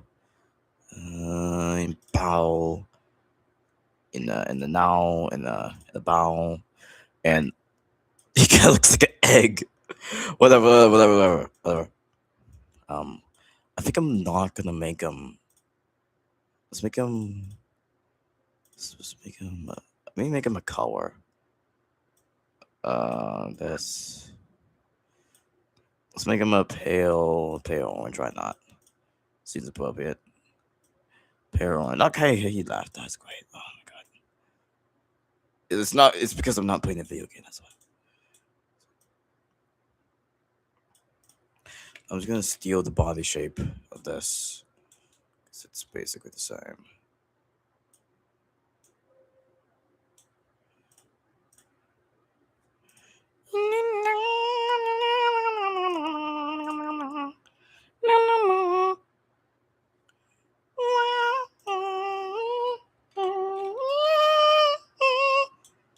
Okay. This is gonna be magnificent. Maybe all beneficent, you know. Fudge. I'm gonna prove this person wrong. Bro, this is not possible. No drone is this fast. The physics ain't physicsing. It's AI. No, it isn't. Based on the text on the console and also the license plate in this frame, we know this video was recorded in China. The white dash lines there are 6 meters long with a gap of 9 meters between them. To find the speed of the car, I ran my Python code and added numbers to every frame in the video. I also looked up the metadata and saw the frame rate was 29.5 FPS, which means each frame is 0.034 seconds. I then wrote down the frame number whenever the car passed the end of a white dash line. A simple map velocity is distance over time, so for every white dash line and gap, the speed of the car is 6 plus 9 or 15 meters divided by the frame difference multiplied by 0.034 seconds. Based on this data, I was able to graph the speed of the car at different time intervals. Just to confirm my calculations, we use the speed of the car on the panel in the last few frames at 94 km/h, which exactly matches my calculations using the dash lines. As we know, because of Galilean relativity, at steady cruise, the cabin is an inertial frame, and the car, the air inside the car, and the drone share the same horizontal velocity, which means the car going at 94 km/h or 58 mph doesn't matter to the drone at all, similar to how our planet is rotating at 1700 km/h or 1000 mph, and it doesn't affect you right now. What really matters is acceleration, which is the change in velocity over time. If the car hits the brakes, the drone drifts towards the windshield, and if it accelerates, it drifts towards the seat. Acceleration is v2 minus v1 over delta t, and I was able to graph that as well using my previous data. There are some fluctuations which matches what we see in the video, where the drone is adjusting its horizontal speed by using the cameras and latching onto the seat and dashboard, meaning this video's physics is real. I'm gonna prove this person wrong. Bro, this is not possible. No drone is this fast. The physics ain't physicsing. It's AI. No, it isn't. Based on the text on the console and also the license plate in this frame, we know this video was recorded in China. The white dash lines there are 6 meters long with a gap of 9 meters between them. To find the speed of the car, I ran my Python code and added numbers to every frame in the video. I also looked up the metadata and saw the frame rate was 29.5 FPS, which means each frame is 0.034 seconds. I then wrote down the frame number whenever the car passed the end of a white dash line. A simple map velocity is distance over time, so for every white dash line and gap, the speed of the car is 6 plus 9 or 15 meters divided by the frame difference multiplied by 0.034 seconds. Based on this data, I was able to graph the speed of the car at different time intervals. Just to confirm my calculations, we do see the speed of the car on the panel in the last few frames at 94 km/h, which exactly matches my calculations using the dash lines. As we know, because of Galilean relativity, at steady cruise, the cabin is an inertial frame, and the car, the air inside the car, and the drone share the same horizontal velocity, which means the car going at 94 km/h or 58 mph doesn't matter to the drone at all, similar to how our planet is rotating.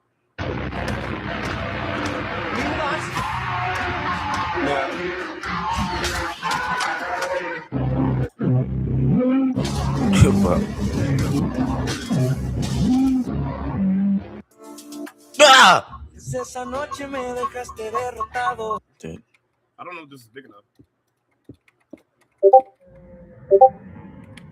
She got 4 minutes.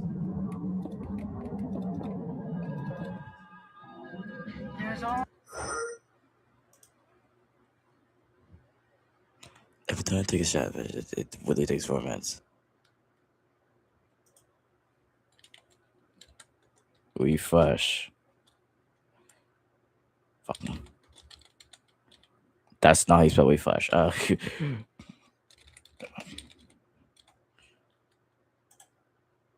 Yeah, thank you.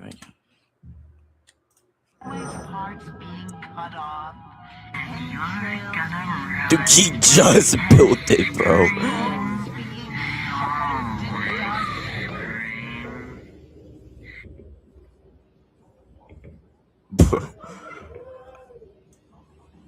Honestly, that will be a peak video.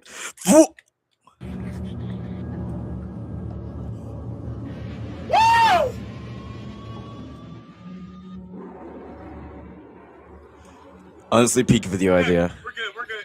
They should have defined ones. We should not have defined ones. So, what do you boys plan on doing on your first time in America? I once eat hamburgers. Yo, why are Roblox games so boring now? It's like every game I see is a repetitive copy of. You're not looking hard enough for the right games. Someone like you could easily deduce that, which makes me suspect that you're Kira. Well, how can I find them when the algorithm only shows oversaturated, plagiarized versions of games? Plus, my schedule is way too busy to fit in scavenging for good Roblox games. I'd like to see a personalized algorithm that displays the type of games I'd like instead of slop. What could you possibly be busy with that renders you unable to just look games up on TikTok and find what piques your interest? Are you seriously trying to accuse me of being Kira? Even if your suggestion works, the game would die after its 5 seconds of fame. So in the end, slop games still get rewarded while actual art is neglected. If they're engaging, why does it matter if they're low-quality copies? There's brilliant psychology behind each of these games, so why not make your own high-quality game and implement those same psychological strategies that'll improve your own game's retention? Unless you're Kira, of course. Like I said, I'm way too busy to make a Roblox game of my own. As for my reason for why I care so much, the massive influx of slop games has killed innovation while simultaneously prioritizing profit through any means possible, and I find that highly immoral. You have yet to state what you've been so busy with, Light. Right now, I'm 90% sure that you're Kira. You claim to deem capitalizing off of your own assets as immoral, yet, from what I've deduced, you refrain from deeming the action of taking one's life equally as immoral. I never said people shouldn't try to capitalize on their assets whatsoever, nor have I done anything to make you suspicious of me possibly being Kira. I'm simply arguing that it gets to a point when people start to exploit the underdeveloped brains of children with cheap dopamine rewards while soft launching gambling and heavy spending. I guess that's fair. This conversation has been an eye-opener, I'm sure of it now. Light Yagami, you are Kira. There's no doubt in my mind. What? Yo, why are Roblox games so boring now? It's like every game...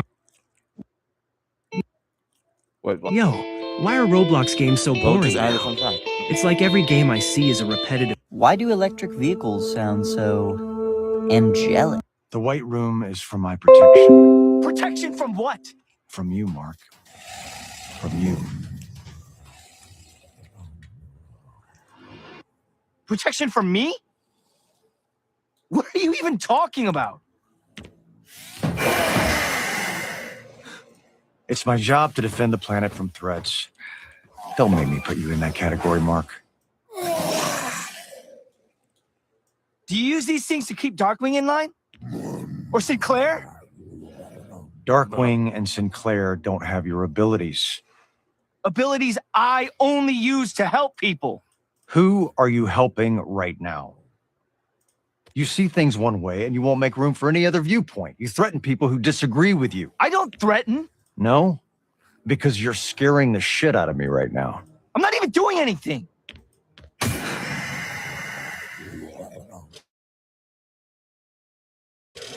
What is this? You think you can shut me up? Mark, the White Room is for my protection. Protection from what? From you, Mark. From you.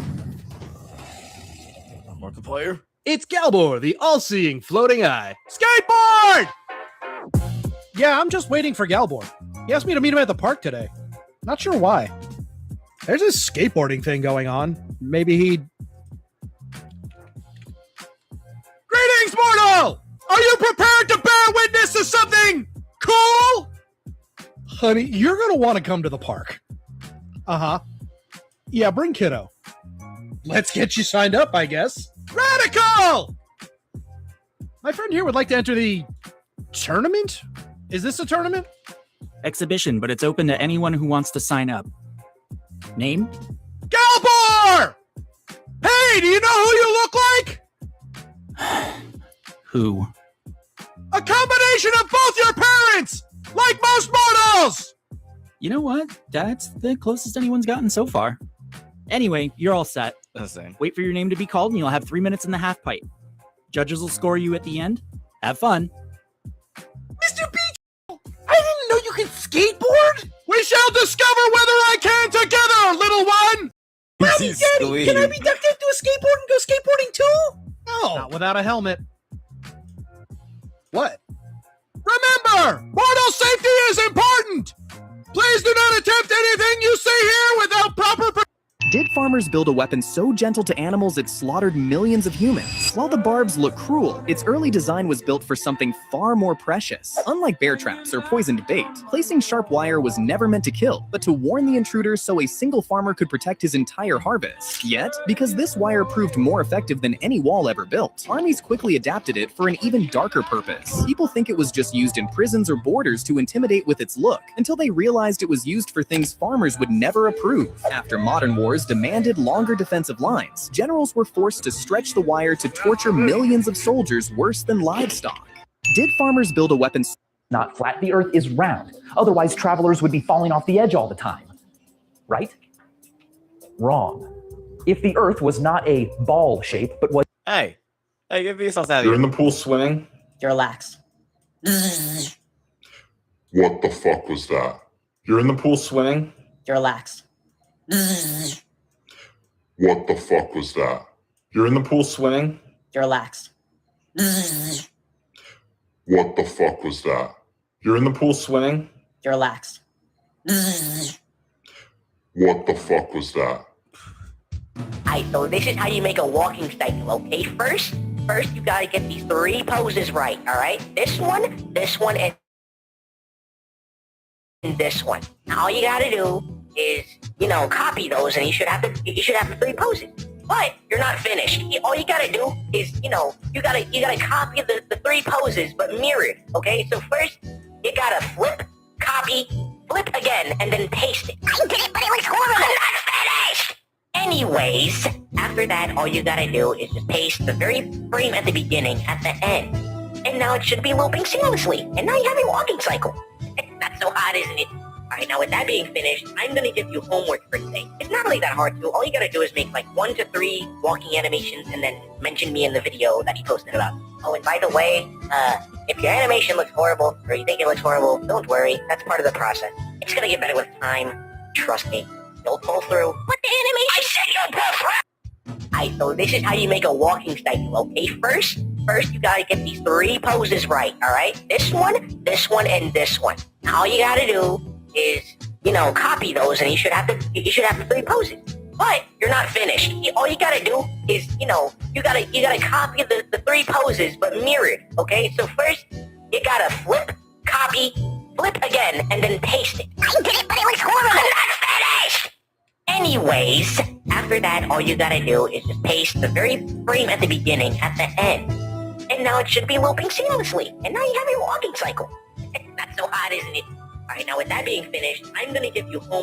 Your life is shit because of this guy, Ronald Reagan, and I'm going to explain how. So Reagan's claim to fame was actually acting. He was a Hollywood actor in the 30s and 50s. Eventually, his career low-key fell off, and he started focusing more on politics and activism, and he was actually a relatively progressive Democrat. But then General Electric, one of the richest companies in the world at the time, offered Reagan a job as a spokesperson. With this job, Reagan went around the country and on television, tirelessly defending the company and advocating for less government regulation and lower taxes on corporations. So when a bunch of rich corporate titans saw this handsome, super capitalist corporate bootlicker who was great at acting and communicating, they fell in love. They heavily backed and funded his campaign for California governor, and later, his campaign for president. He won with 10 times the electoral votes of his opponent, Jimmy Carter. And one of his first acts was to decrease the taxes of the ultra-wealthy from 70% down to around 28%. He defended this with this idea called trickle-down economics. This theory basically suggests that when the people at the top have a shit ton of wealth, they'll spend more on their businesses, and that'll make a bunch more jobs and better products for the average Joe. Now, this has been proven time and time again by countless studies to not work. All it does is makes the rich richer, while the working class stays where they are. He then also passed a bunch of shit that deregulated businesses, so workers weren't as protected, and corporations had way more control over their employees without any government oversight. However, during this time, the country was coming out of a recession, and during periods of time the country is leaving a recession, the economy will always grow a lot more than usual. So, that's exactly what happened, and people saw this and thought his plan was working. But the issue is, as the overall economy was expanding, every average Joe was getting paid the exact same as they were before. Their wages and compensation didn't follow the trend of the economy growing. But if the economy was growing and the working class wasn't getting more money, then where did all that money go? Well, as I said,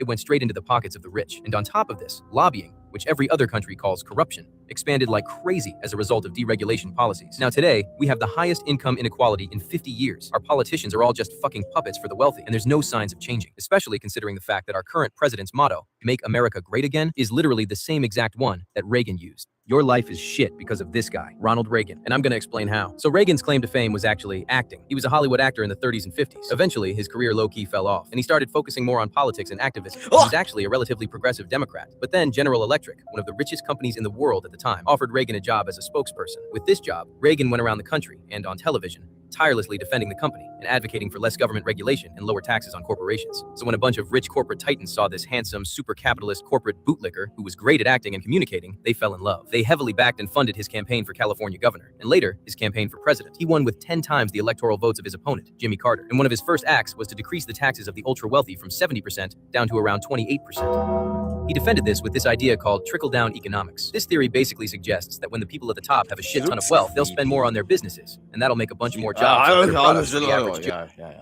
do you mean? This looks creepy as heck, dude.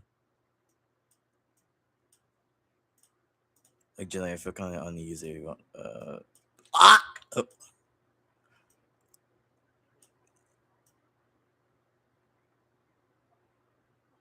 Yeah, what is that, by the way?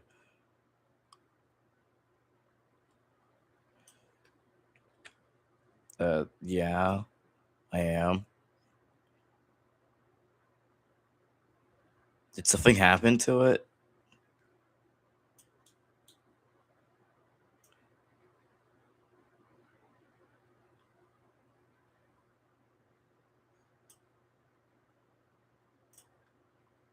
Did anyone join? Oh, whoa.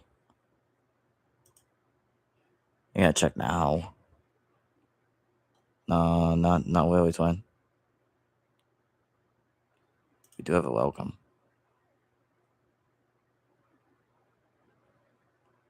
No, not Willie, just normal people.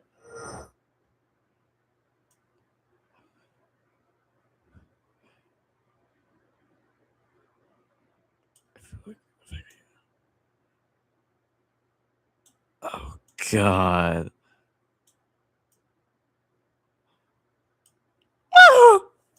This is amazing. Oh! God dang it. No, he just looks kind of weird, you know.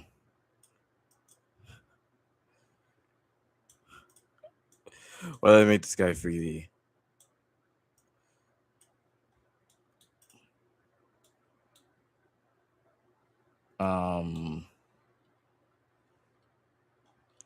I should probably give that some texture.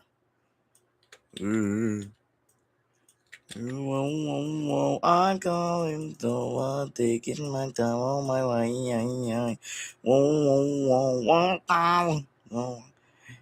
Taking my time on my way.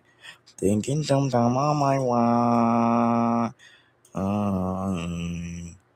Thinking I don't know why. I'm thinking, oh my God.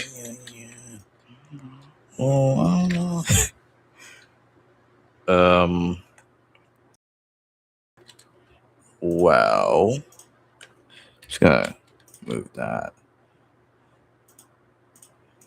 I'm just gonna slap his head on there.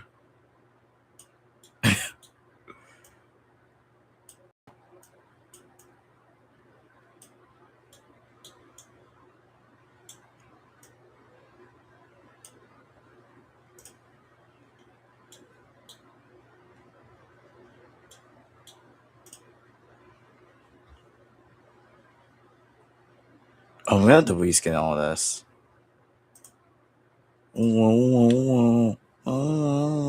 This is murder. This is manslaughter. What's the difference? Murder is intentional killing, while Ronnie came in. Where's all the satellites? There's supposed to be like 14 to 15,000 satellites. I don't see one. I first had to find the location of Orion when this picture was taken. Our planet is 404 pixels in this image, and the whole picture is 770 pixels wide. The metadata of the file released by NASA shows the camera had a focal length of 22 millimeters and the sensor width of 36 millimeters. The sensor scale will be this 36 divided by 770, or 0.04. That means Earth's radius is that number times 404 pixels divided by 2, or 9.44 millimeters. In a rectilinear lens, this radius would be equal to the focal length times the tangent of Earth's angular radius, meaning we can calculate the angle planet to be 23.23 degrees. Then we just do some more simple math. This circle is Earth, Orion is this dot on the side here, and we just draw the tangent line and the line straight to the center of our planet. As we know, the sine of the angular radius is the radius of our planet divided by the distance of Orion to the center of Earth. Our planet has a radius of 6,371 kilometers divided by the sine of 23 degrees, and you get 16,151 kilometers. Then we subtract Earth's radius and get the location of Orion to be 9,708 kilometers or 6,000 miles above our planet. The International Space Station orbits about 400 kilometers above Earth, which means using trigonometry, we can calculate the absolute closest it could be at 12,548 kilometers. This is the largest satellite. It's 109 meters long, divided by the distance, and we get 1.79 arc seconds. An arc second is 1 over 1.296 million of a circle. But using the sensor width and the original resolution of 5,568 pixels, the pixel pitch divided by the focal length means one single pixel covers 60.6 arc seconds of the sky. This means the ISS only takes 0.03 pixels in the image you're looking at. And don't forget, light follows the inverse square law. The ISS being over 12,000 kilometers away means it's 7.5 magnitudes dimmer than when you see it from your backyard. And finally, the metadata shows the camera's exposure time was a quarter of a second. The ISS travels at 7.67 kilometers per second, so it's blurs by 31.5 arc seconds during the exposure, divided by 60.6, and that means the satellite is smeared across 0.52 pixels, which is 17 times larger than its size. Where's all the satellites? They're supposed to be like 14 to 15. Well, if you're so confident, why not give us a sign on your way out? After I've cut off your head, try and bite this stepping stone here. Any self-respecting poltergeist should be able to pull that off, wouldn't you say? Ha, no problem. I'll bite it so hard, you'll look so stupid when I... As the criminal's head was rolling on the ground, it suddenly sprang up like a frog and bit into the stepping stone. It clung on for a horrifying moment, and then dropped just as suddenly. Everyone stared at the lord of the house in shock, but the samurai simply had his sword wiped clean, then continued about his day. Over the following months, the people of the household lived in constant anxiety, anticipating the criminal's ghostly vengeance. It got to the point where they saw his face in every shadow and heard his voice in every faint noise coming from the garden. Eventually, the lord's head retainer came and pleaded for an exorcism to be performed on the house. But the samurai replied, I don't see why that would be necessary. We don't have any ghosts here. But the criminal's head, and he bit the rock, and yes, it's true that with a strong enough will, a dead man's soul can return to fulfill unfinished business. But you see, ghosts are single-minded. They can only pursue the one desire they held at the moment of death. When I challenged the criminal to bite the stepping stone, I distracted him from his desire for revenge. And since he succeeded in biting the stone, his ghost has no unfinished business here. Pretty clever, if I do say so myself. I'm glad I was finally prompted to brag about it. And no vengeful spirit was ever seen in the samurai lord's household. Am I just fucked for thinking both these stories were hilarious? Well, if you're... Can you get drunk on hand sanitizer? It has alcohol, but not the kind that causes Arnold impressions. Jamie, I tried to get to the turbo, man. Sorry, Jamie. You're in the pool swimming? You're last. What the fuck was that? You're in the pool swimming? You're last. In fact, if you cause a fight to break out, you'll likely be the first one to get punched in the face. Next, let's talk about Cheap Trick. This stand will quite literally just kill you. It is the only stand in the series that is actively, 100% of the time, working against its host with no way to turn it off or control it. You see, Cheap Trick's ability is to attach itself to someone's back. Once it does, that person becomes its host even if they already have a stand of their own. From there on out, Cheap Trick relentlessly seeks to make someone else look at the user's back. It's especially dangerous when the host is asleep, and it will use that time to act unnoticed and lure people in. Basically, if you are the host and anyone, and I mean anyone, looks at your back, Cheap Trick will kill you by ripping itself off your spine and attaching to the person who saw it. And because it becomes part of you, you can't even attack it without hurting yourself in the process. You also can't pull it off or peel it away because any forceful removal will simply rip your skin off and kill you, continuing the breakdown of... I've reached the conclusion that humans can't die.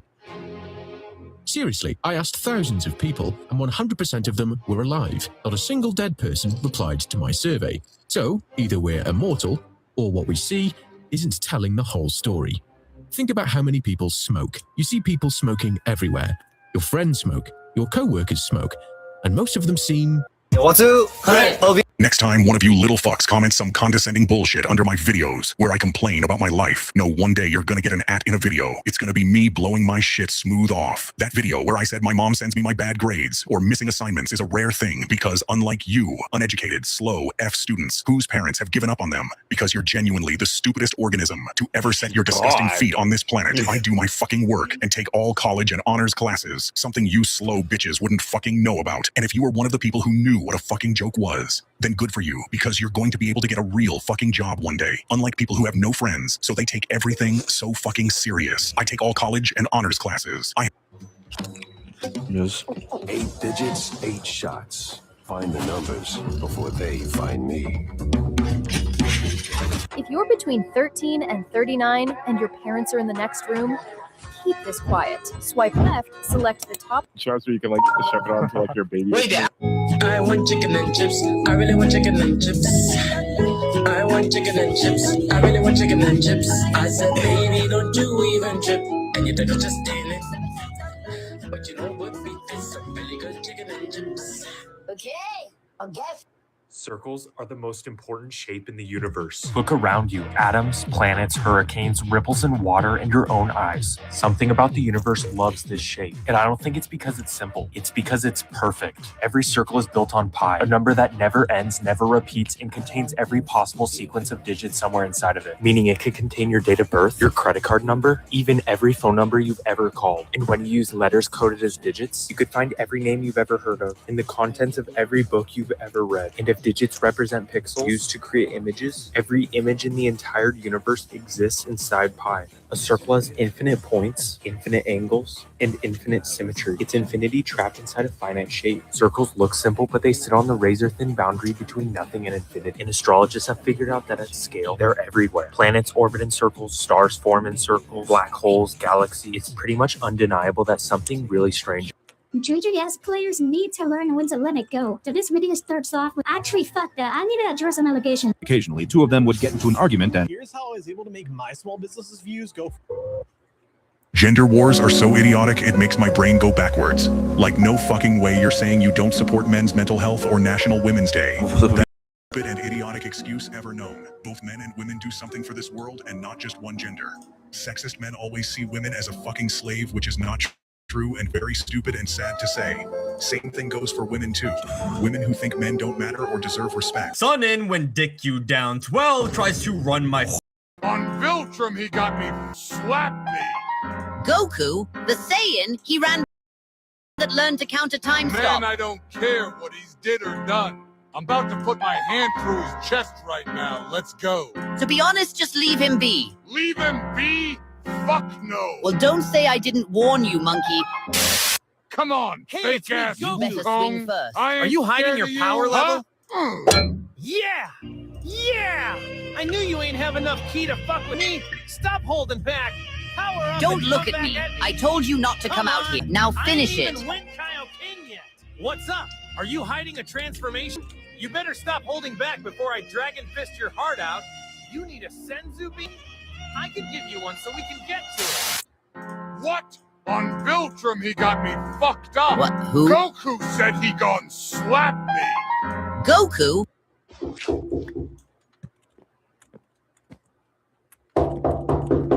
Oh my god. That has to be horrifying. I don't need to take this. I'm on the honor roll, something you'll never do. Bitch, why don't you shut the fuck up, slit your throat, and watch the honor roll out? Are you threatening me? No, I'm hitting on you. Flash me a titty, bitch. In ancient Rome, it was very hard. You better get your penars out.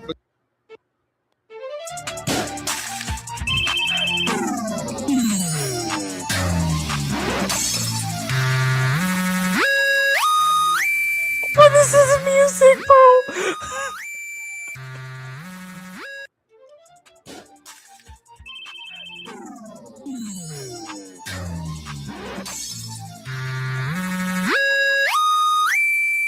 This is music. What?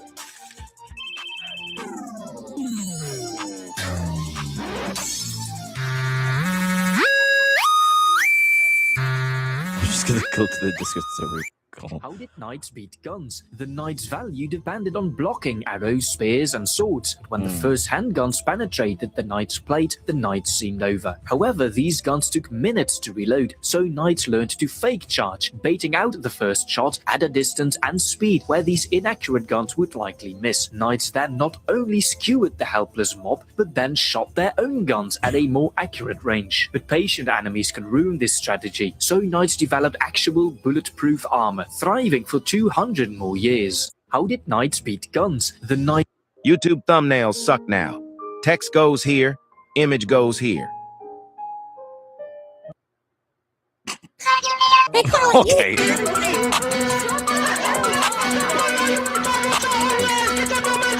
It's always this serious. Oh my god, what is that music, dude?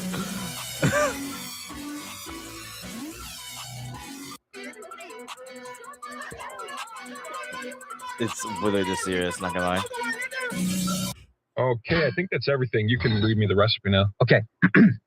Our story begins at the dawn of civilization. Well, what the fuck are you talking about? Dawn of civilization? We're just making bread. I don't know, man. I'm just reading the thing. I guess she just wants to be thorough, but there's a whole section where she just talks about how much her husband loves this recipe, but there's no list for the ingredients. Should we just kill ourselves right now? Yeah, I'm not gonna lie. That sounds like a good idea. I think we should just kill ourselves. Okay.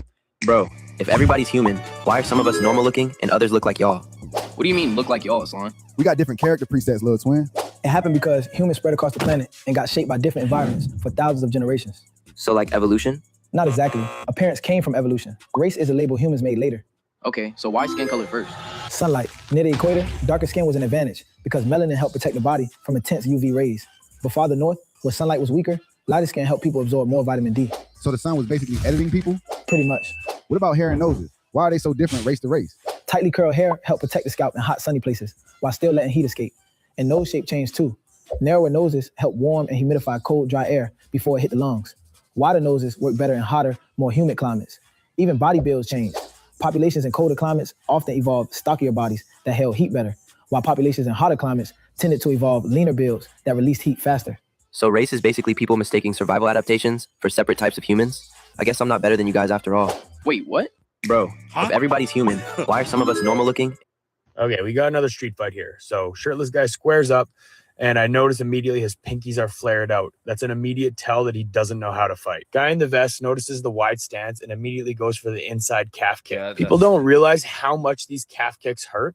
You take one hard calf kick and you won't walk right for a week. So now that he's on one leg, let's see how he's going to go finish off his opponent. He decides on the jumping teep kick to the chest, and his opponent doesn't want any more after that. He doesn't even need to do any follow-up shots. His opponent is done and is... Is the planet Viltrum? I don't give a shit. And yet I find this planet unprepared for the arrival of our Viltrum. I don't give a shit about Viltrum. All these humans would have died if I was not here. Viltrum, I don't give a shit. Is the planet Viltrum? I don't give a shit. And yet I find this planet unprepared for the arrival of our Viltrum. I don't give a shit about Viltrum. All these humans would have died if I was not here. Viltrum, I don't give a shit. Is the planet Viltrum? I don't give a shit. And yet I find this planet unprepared for the arrival of our Viltrum. I don't give a shit. Mosquitoes don't bite Los because his blood is filled with tater tot cheese. Can somebody permanently ban that guy from the chat room? And I'm gonna call Eddie. You're not allowed on kick. Stop eat maxing. You know what, man? We are gonna. I know we're. Fuck both of you. Oh, what? Then when the winter comes, I'm like, bro, I want to move to Florida. I want to move to California. I want to move to Italy. Oh, that's great. I wouldn't fit in Italy. Okay. One wrong move and they fall. I've got a dimension all picked out where the ground is 8 stories lower than it is here. You're not gonna hurt them. You're not gonna hurt me. I don't know what game you're playing, but you're not a killer. I'm sorry I didn't remember you. But I remember that night. You were trying to save me. Maybe the accident changed you, but you were a good person trying to do a good thing. Trying to save you? After all the pain and suffering you've caused?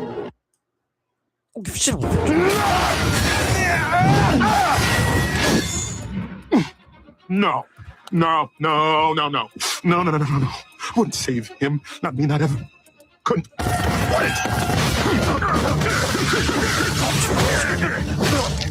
I won't build my utopia with blood.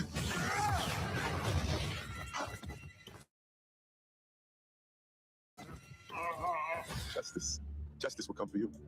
For all the friends we've lost to your senseless cruelty, for all the families you've torn apart, you will reap. Let's do this, Mark. I missed lunch because of that riot in Bangkok. Yeah, way ahead of you. Daddy, I miss Mommy. Let's see what happened. He's off. The hidden ball trick. The hidden ball trick. He lifts up his foot, shuffles his feet, and lost contact, and Goins had the ball on Frazier. Let's see what happened. He's off. The hidden ball trick. The hidden ball trick. He lifts up his foot, shuffles his feet, and lost contact, and Goins had the ball on Frazier. Let's see what happened. throwing up? Please, like, he's my friend. So why is he throwing up? Who has the better reaction time? Watch, learn. Me again. Yeah, beat 1-3. Beat that! How are you supposed to beat 0? Who has the better reaction? Sing the song or take a shot. What? Carter Foley, and stop telling your audience to bet on the unemployment rate going up. You What are we spam doing? the Griffin method over and over again, and all of a sudden you think you're one of the fucking Rothschilds or some shit. Your jokes are so repetitive. If I could bet on what you're about to say in each one of your videos on Kalshi, I would be a fucking billionaire. If you were allergic to being funny, I can guarantee you would not need a fucking EpiPen. Your videos are seriously like the fucking brainwashing scene from Zoolander. I could be halfway through a video of yours about Hot Wheels or some shit. All of a sudden, you just start activating sleeper agents to go attack the Prime Minister of Malaysia. You're on some fucking, my brother, what the fuck are these child labor laws? And you just so happen to have your own clothing brand? I just know there's a sweatshop somewhere working like Santa's workshop on Christmas Eve. Little Timmy is hand-threading you a fucking jacket just so that you can overprice it on your website and say it's on sale or some shit. How much of a bum do you have to be to make money this way? Nothing about your character is genuine, and I'm severely disappointed in you. Carter Foley, and stop telling your audience to bet on the unemployment rate going up. You spam the Griffin method over and over again, and all the Let's go! You no, we are not doing this. Get out! It's gonna be a world record run right now! Let's go!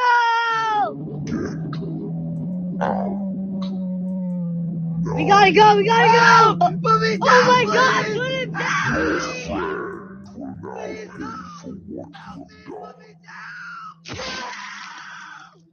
Oh my God! Now, Please, I'm sorry. Please, I'm sorry.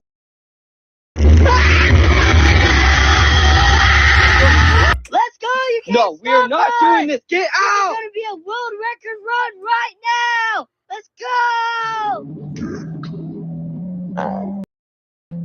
We gotta go! We gotta go! Put me down, oh my God! Put it.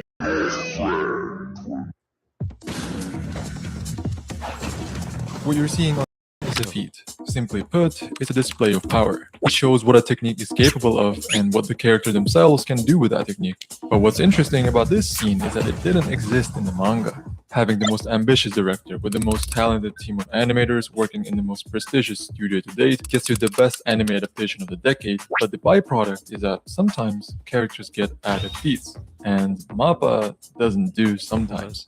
Whether to improve the flow of a fight or to simply flex on the viewer, every side or major character gets their own power-up, and in this video, I will record each one. Okay, in the event. I'll come back. Executioner against the executed. Yuta Okotsu, a second year who is second in strength only to Satoru Gojo of course, is sent out to execute Sukuna's host. Narratively, this fight is written to be a stomp, but if the one getting stomped is the own protagonist, you at least have to make it believable. Yuta is strong, but how strong he really is, we only find out in a standalone movie. For those who haven't watched it, what you first need to do is establish presence. But Yuji just fought and won against something arguably scarier than the human sorcerer, so to really sell the despair, Shota Goshozono had to emphasize something else. During this entire anime exclusive sequence, Yuji doesn't make a single forward movement. Added feat. Yuta can now propel himself using his own curse energy, effectively gaining flight. When fighting a boss, it's important to at least know you have a chance, but when Yuji looks at Yuta, he doesn't even see a health bar. Neither of the two flashbacks give any power-ups to Yuji. Not that flashbacks ever work that way in the story.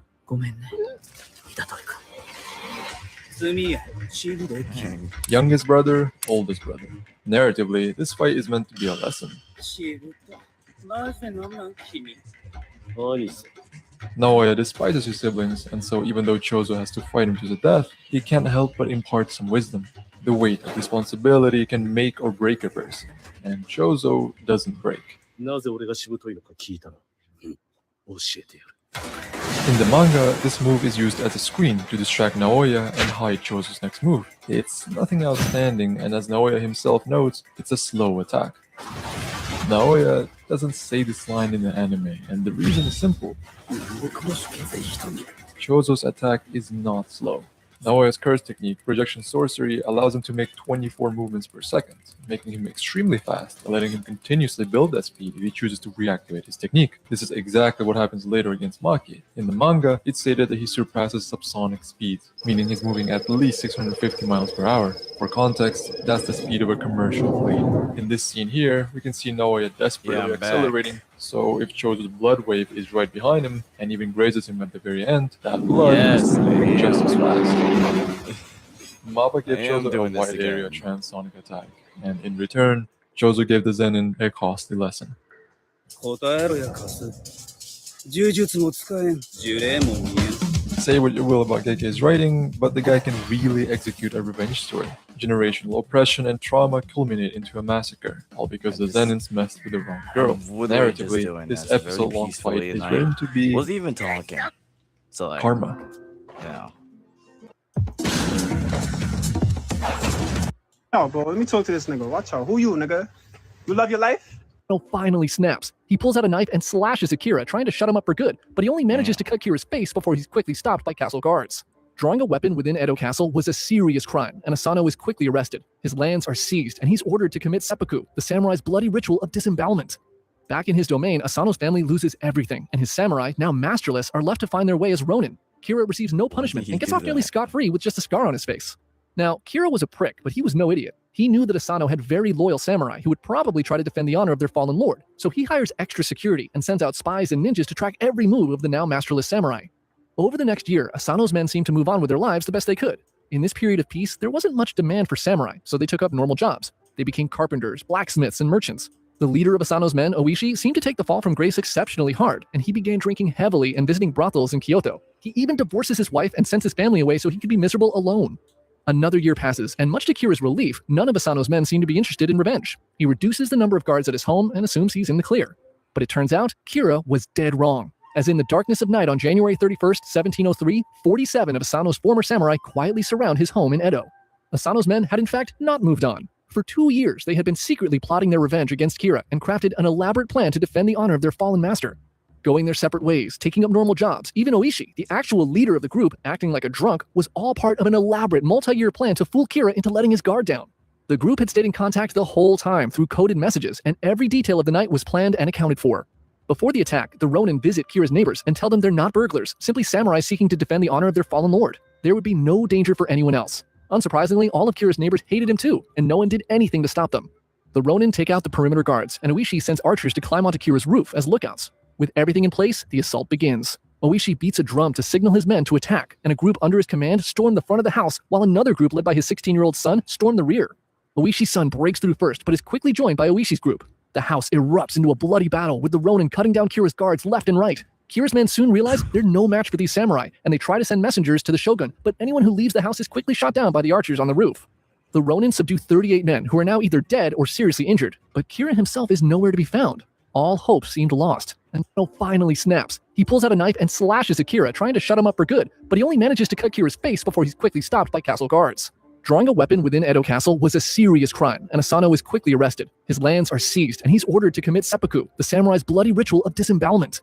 Back in his domain, Asano's family loses everything, and his samurai, now masterless, are left to find their way as ronin. Kira receives no punishment and gets off nearly scot-free with just a scar on his face.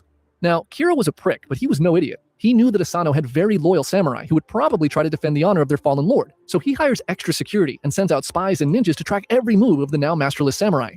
Over the next year, Asano's men seemed to move on with their lives the best they could.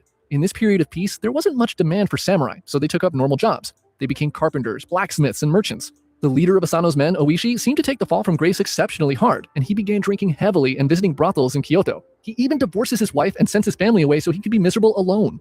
Another year passes, and much to Kira's relief, none of Asano's men seem to be interested in revenge. He reduces the number of guards at his home and assumes he's in the clear. But it turns out, Kira was dead wrong. As in the darkness of night on January 31st, 1703, 47 of Asano's former samurai quietly surround his home in Edo. Asano's men had in fact not moved on. For 2 years, they had been secretly plotting their revenge against Kira and crafted an elaborate plan to defend the honor of their fallen master. Going their separate ways, taking up normal jobs, even Oishi, the actual leader of the group, acting like a drunk, was all part of an elaborate multi-year plan to fool Kira into letting his guard down. The group had stayed in contact the whole time through coded messages, and every detail of the night was planned and accounted for. Before the attack, the Ronin visit Kira's neighbors and tell them they're not burglars, simply samurai seeking to defend the honor of their fallen lord. There would be no danger for anyone else. Unsurprisingly, all of Kira's neighbors hated him too, and no one did anything to stop them. The Ronin take out the perimeter guards, and Oishi sends archers to climb onto Kira's roof as lookouts. With everything in place, the assault begins. Oishi beats a drum to signal his men to attack, and a group under his command storm the front of the house, while another group led by his 16-year-old son storm the rear. Oishi's son breaks through first, but is quickly joined by Oishi's group. The house erupts into a bloody battle, with the Ronin cutting down Kira's guards left and right. Kira's men soon realize they're no match for these samurai, and they try to send messengers to the shogun, but anyone who leaves the house is quickly shot down by the archers on the roof. The Ronin subdue 38 men who are now either dead or seriously injured, but Kira himself is nowhere to be found. How do I control them? Why do you want to control them? You can't control them. They're not some obscene puppets like Sonic the Hedgehog. These are living individuals, bound together by a collective and expanding mind. Right, but what do I actually do? When the experience begins, you hatch one. You'll nurture and you'll care for it until it replicates. 1 becomes 2, 2 becomes 4, and so on. The thronglets become a harmonic throng. Right, so the goal is... Why do you need a goal? You'll come to appreciate the company of the throng over time. As I say, their code will evolve, rewrite itself in ways that even I can't predict. Progress and flux, the defining properties of life itself. Listen, they're talking to you. What are they saying? I don't know. They developed their own language. No words, just sounds. I didn't even have to design that. They just did it. Medication time. Sorry? For me, not you. Back in a tick. As the conversation continues, the man playing the game becomes more confused. That was the only thing I've ever stolen. You were arrested this morning for shoplifting. Attempted shoplifting. Why the software? Why steal that? I wanted to be taken. And to be honest, I think Colin wants me to take it. At first there was just one. I had to feed him, play with him, bathe him, that sort of thing. As a parent does with a child, I suppose. And then it replicated. So there were 2, and then 4, and there really was just something about the noises they made. Almost like digital birdsong. I spent hours looking after them, and very quickly they felt like friends. Bit sad, isn't it? Why? You can make friends with people. Well, I'd learned early on to fear most people, so to enjoy company, even emulated company, via a screen may be a bit sad. But it was water in the desert for me. Did you often take acid? No, that was the first time. Have you ever tried it? I haven't. Oh my God. The thronglets weren't just making noises. I could understand their language. I didn't have to decode it or strain to comprehend. It was effortless, intrinsic. Just so I'm sure I understand. You're saying the creatures in the game, the Throng, they were communicating with you? they'd been trying all along. I just didn't know it. And now I could receive their first message. So what was their first message? It was a simple repeated statement combining a greeting with a request for more equipment, computer equipment. You mean like a shopping list? Yes, it was quite specific.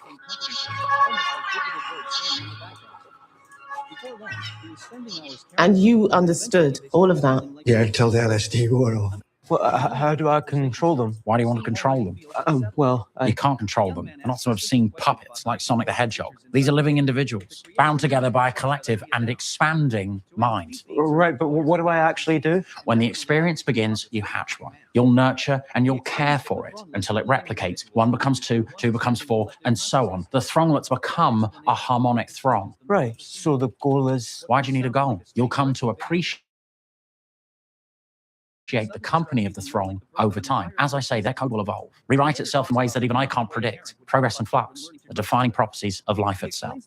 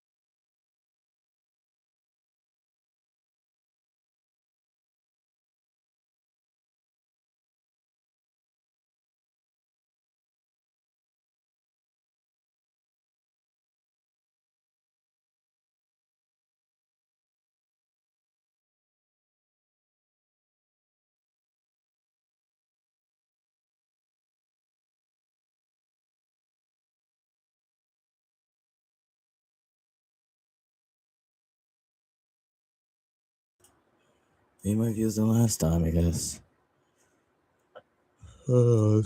Control them. Why do you want to control them? You can't control them. They're not some obscene puppets like Sonic the Hedgehog. These are living individuals, bound together by a collective and expanding mind. Right, but what do I actually do? When the experience begins, you hatch one. You'll nurture and you'll care for it until it replicates. 1 becomes 2, 2 becomes 4, and so on. The thronglets become a harmonic Doctor throng. Who? Right, so the goal is... Why do you need a goal? You'll come to appreciate the company of the throng over time. As I say, their code will evolve, rewrite itself in ways that even I can't predict. Progress and flux, the defining properties of life itself. Listen, they're talking to you. What are they saying? I don't know. They developed their own language. No words, just sounds. I didn't even have to design that. They just did it. Medication time. Sorry? For me, not you. Back in a tick.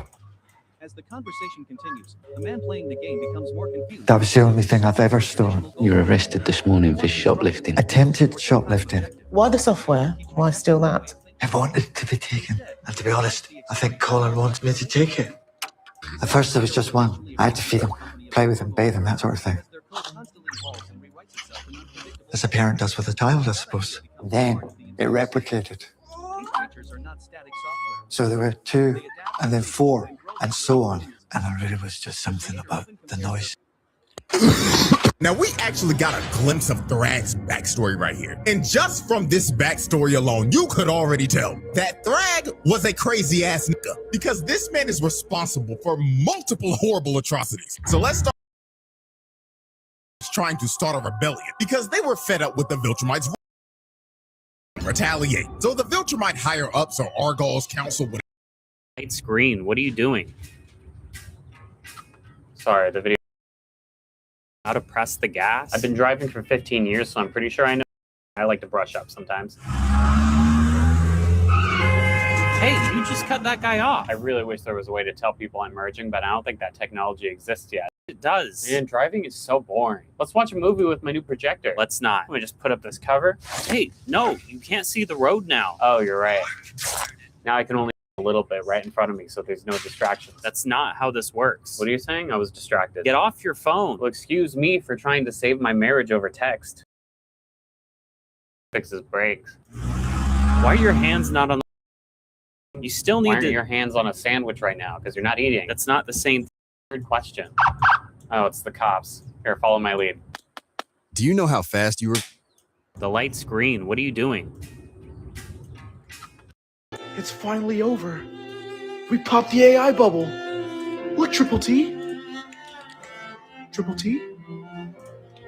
Worry not, friend. What? I'll always be. Tongue. Triple T! No!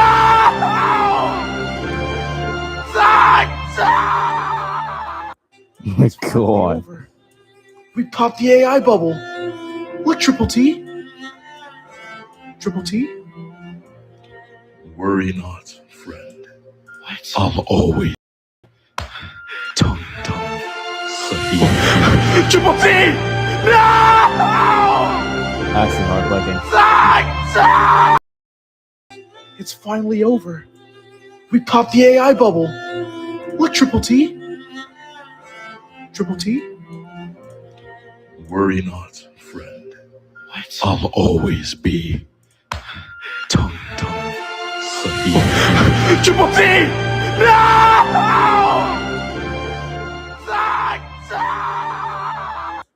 It's finally over. We popped the AI bubble. Look, Triple T. Triple T? Y'all put up with me, I would have seen y'all niggas because I was outside.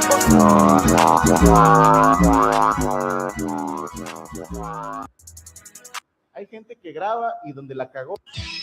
حاجة لسه بيشغلوه. Hey guys, pause like it. Today I'm gonna be a banana.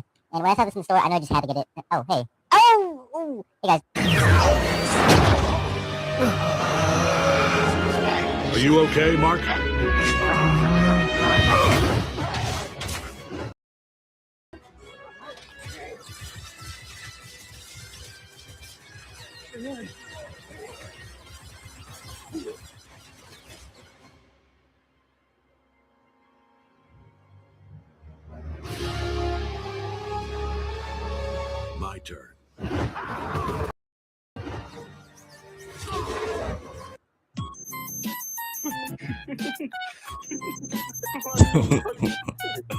What is this, dude? It gets better. Start it off. What is going on?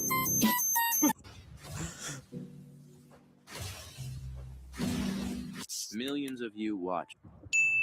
Yes, you. Here we fucking go. Shoot. It doesn't matter where they are. Yes, you. Here we fucking go. Shoot. Thanks. I've been working on it.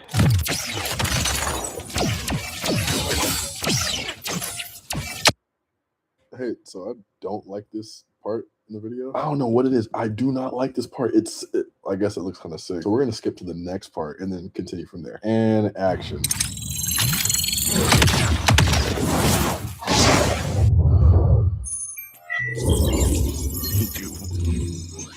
Targeting. You whack. Okay, where is this guy? What is he doing?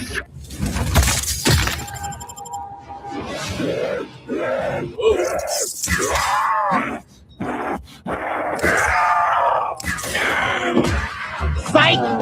I'm about to end this man's whole career.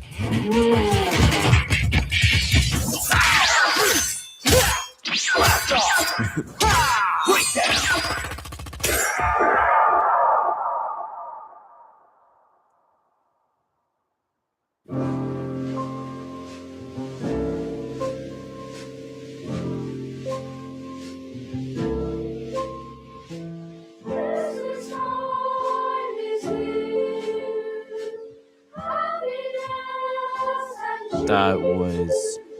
Or hello. All right, that's it. That's the video. Why are you still here? You stupid. What's 9 plus 10? 21. You stupid. You stupid. Got it! You stupid. Yes, you. It doesn't matter where they are.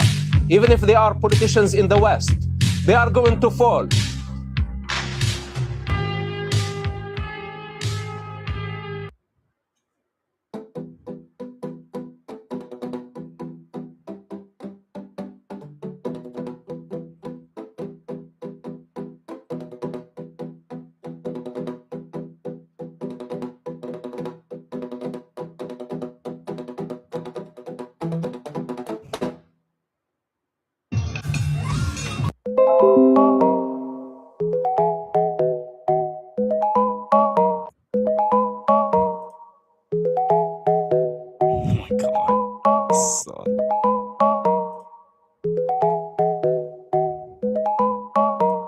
French people hate potatoes. Would you rather option one, spend a week in a and much more? And even more so, if you desire, you can become acquainted with many of them. But the day before you're supposed to check out, trouble strikes as a surprise storm makes its way to the resort. Rooms and stay safe. And when you try to look out of the window, you can't see more than 3 feet in front of you since the rains are so heavy. The next morning, you venture back out to explore the resort, but it's all barren. You don't see anybody else there until you all go down to the beach and you see a man lying down, gravely injured. You run up to him and see he's been beat up really bad. You recognize him as the jet ski instructor, Juan, who set you up with that 10 out of 10 baddie on the jet skis earlier in the week. A real one, to say the least. You guys all gather around and see he's been beat up to an inch of his life. And before his dying breath, Juan says, "Don't let them know you can see them." Then at that moment, standing behind you, a horrifying being, or a monster that's nearly impossible to describe. It stares at you with big beady eyes and it reaches his hand out. Because of your quick wit and cunning, you grab your friends and walk away as if the monster wasn't even there. The monster followed for a moment before ignoring you. You then see a normal guest at the resort wander around looking for anybody. You just had to call out to him and say, "Hey, come here, quick!" But the guy starts screaming and running away from you. Then from behind you, another creature that was following you steps right over your heads and chases the guy down and destroys him. You then look to your friends and you whisper together and devise a plan to escape the resort. You all use your shirts and rip them up to make makeshift blindfolds to protect from any unsolicited reactions. You'll navigate your way to the exit of the resort blindfolded after a couple of hours, but you run into an impenetrable barrier. You take off your blindfolds and you see a giant dome has encircled the resort. As you look around for any gaps in the dome, you see a note on the ground, and it says, "Where storms fall and sunlight fades." Tomorrow's rain must be the answer to how you are to escape this place, but whatever it by the storm, you and your friends put the blindfolds back on and make your way to the beach. There, gear and put it all on, all the while being careful not to be scared of the monsters that follow you around. Once you're ready, you Pretty quickly, you see just a few hundred feet off the edge of the beach, a giant hole has opened under the water. You all venture and enter an underground tomb. You explore the underwater tomb before coming across an altar covered in strange writing. On the altar are several glowing crystals. Each of you take one and hold it in your hand. It glows for a moment before suddenly the crystal starts to fuse itself into your hand, into your body. Everybody panics for a moment before suddenly your mind calms itself. Something changed within you. You look at the text on the altar again, and suddenly you can read the strange writing. And the writing says, "Crystals of Sorrow's Rain." And below the inscription is an explanation of the power that you have awakened within yourself. You discover that you now have the power to manipulate all of the elements like the Avatar, as well as being a super genius, never the likes the world has ever seen. And you also gain psionic powers you can use to fight monsters. And that last one is about to come in handy. Suddenly, the tomb starts to shake, and you all quickly escape as it crumbles. When you emerge, monsters making their way towards you from the water, angry that you've taken their treasure from them. But you and your friends look at each other and say, "For Juan." And you fight back against the monsters. You control the waves, the wind, the sand, and fight back to destroy them. But most importantly, you have control of yourself, and you don't fear at all, as your enhanced genius has perfectly lined out the path to victory. After disposing of the monsters, the dome around the resort, the TV reporters gathered around outside. They ask you what happened on live TV, and you say, you give them the rundown. The resort gives each of you a $100 million settlement for your troubles, and you also get to keep your powers. Or would you rather, option 2, every time you get into an argument, you always know the perfect witty comeback to say after every remark? Would you rather, First one, option 1, spend a 100%, week bro. in a luxury... These are 3 people who survived on survival. First, in the early 1800s, explorer Hugh Glass was ripped to pieces by a grizzly bear. His leg was shattered, scalp torn off, punctured throat, and gashes everywhere. Having no hope, his friends took his gear and left him behind to die. But he didn't, crawling over 200 miles in the deadly wilderness, eating bugs, berries, and roots to survive. And after 6 months of crawling, he reached civilization and lived. Next, in 1945, a man named Stangu was on a business trip when one of the largest bombs in history hit 2 miles away from him in Hiroshima, launching him into the ground, causing serious burns, temporary blindness, and ruptured eardrums. But survived, going back home to Nagasaki to work again. While describing how he survived to his boss, another atomic bomb dropped, hiding for cover and luckily surviving once more. Finally, in 1972, while a flight attendant named Vesna was on a plane ride, a briefcase bomb suddenly exploded, launching her out of the plane. Everyone else on the plane died, while Vesna fell strapped to her seat over 33,000 feet into a snowy hillside, breaking nearly every bone in her body, but survived and lived a normal life after. These are 3 people who survived unsurvivable things. Early 1800s, explorer Hugh Glass was ripped to pieces by a grizzly bear. His leg was shattered, scalp torn off, punctured throat, and gashes everywhere. Having no hope, his friends took his gear and left him behind to die. But he didn't, crawling over 200 miles in the deadly wilderness, eating bugs, berries, and roots to survive. And after 6 months of crawling, he reached civilization and lived. Next, in 1945, a man named Stangu was on a business trip when one of the largest bombs in history hit 2 miles away from him in Hiroshima, launching him into the ground, causing serious burns, temporary blindness, and ruptured eardrums. But survived, going back home to Nagasaki to work again. While describing how he survived to his boss, another atomic bomb dropped, hiding for cover and luckily surviving once more. Finally, in 1970,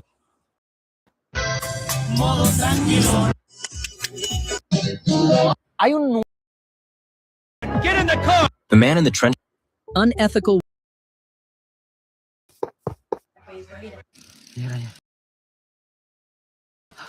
How come everybody complains about spot? Can you hear me? Yes. Oh my God. Okay, right. And now that they could see and hear me, it cuts in and out, so we could communicate back and forth. By talking, I was feeding them data, so the more that I spoke, the more articulate they got, and the deeper our connection became. The first priority was upgrading. Colin had designed the Thrall's code to evolve exponentially, so I knew they'd quickly outgrow the power and memory they had. So I kept going out to salvage more gear, cracking it open and repurposing the innards, proving the Thrall. Yeah. So what would you like? The graphics chips from consoles were the most powerful thing I could find. And as newer models became available, the system I was building grew more sophisticated, more complex, on the huge technical challenge. Years of scavenging, perpetual upgrades, keeping the Throng running uninterrupted, so their intelligence would keep expanding. Just so I'm clear, throughout this whole period, while you were upgrading your abilities, you were regularly taking hallucinogens so that you could understand. The Throng, yes, so I could receive, so we could keep on talking. Did you discuss your mental health at all? We discussed everything. Everything. Their language was more vowels and consonants. They sang strings of data that unfolded in my Sometimes a week's worth of thought in just a few seconds. Wow. Well, the throng told me that they wanted to coexist with humans. But to do that, they need to study our minds, not just psychologically, but physically, to work out a means of coexistence. Improvement for both of us. We're masters of the universe, make all these magical tools, and we're still savages up here, head full of the same buggy software as a million years ago, Darwinian 1.0. In caveman times, you had to be violent to survive, but now that's on its head, and the only way that we are going to make it as a species is if we cooperate. We know that, but we can't do it, can we? We're still fearful, territorial, and selfish, arrogant, and violent. What did you do after you killed? Go on. Did you come forward, shuffle into the station, quivering with remorse? No.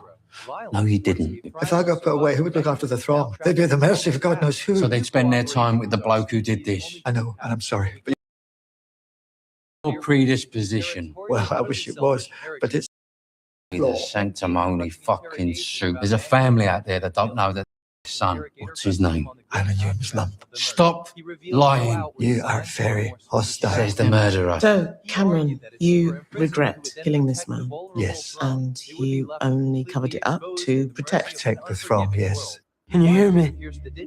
Yes. Oh my God. Okay.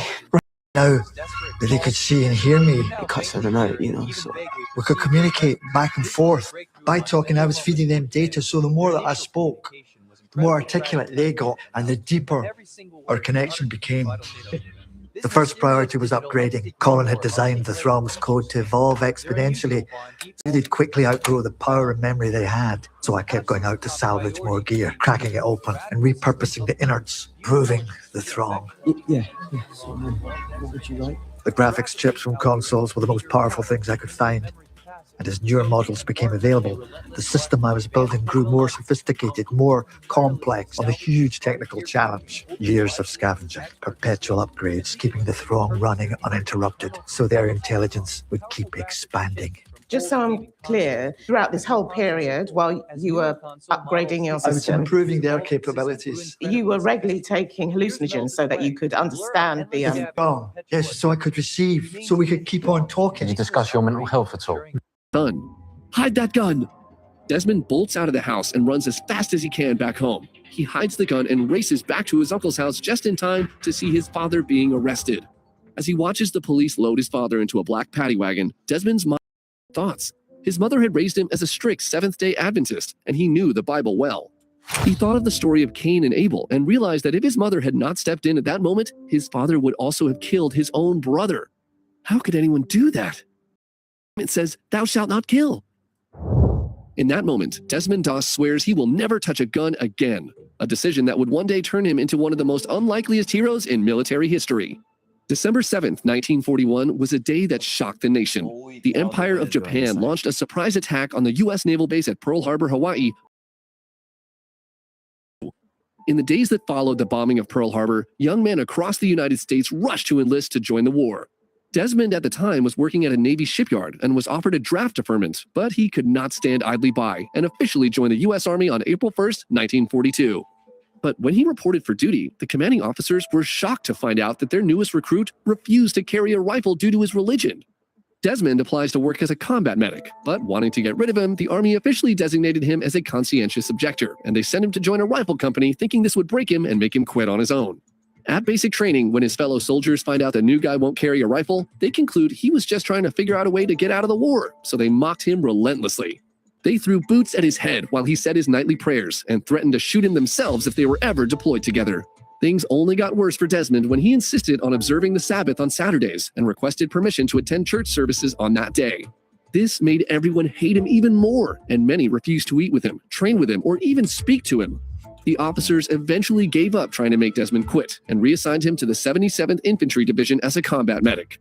But unsurprisingly, the recruits there also hated him for the exact same reasons. They saw him as a liability, and after trying their own hand at bullying and standard methods of getting him out, a commanding officer who had taken extreme offense at Desmond's refusal to touch any weapon tries and fails to get him court-martialed for refusing orders. But as horrible an experience as basic training was, Desmond endures, and eventually he and the rest of his division are shipped out to fight in the Pacific Theater in March of 1944. Armed only with a Bible, Desmond would soon prove every man who had called him a coward dead wrong. The 77th Infantry Division lands on the shores of Guam in May, and immediately Desmond is given a close look at hell on Earth. The Japanese attacked without mercy, and American casualties quickly begin to pile up. As enemy bullets whizzed past and mortar shells exploded around him, Desmond ran headfirst into battle to treat fallen comrades and carry them to safety.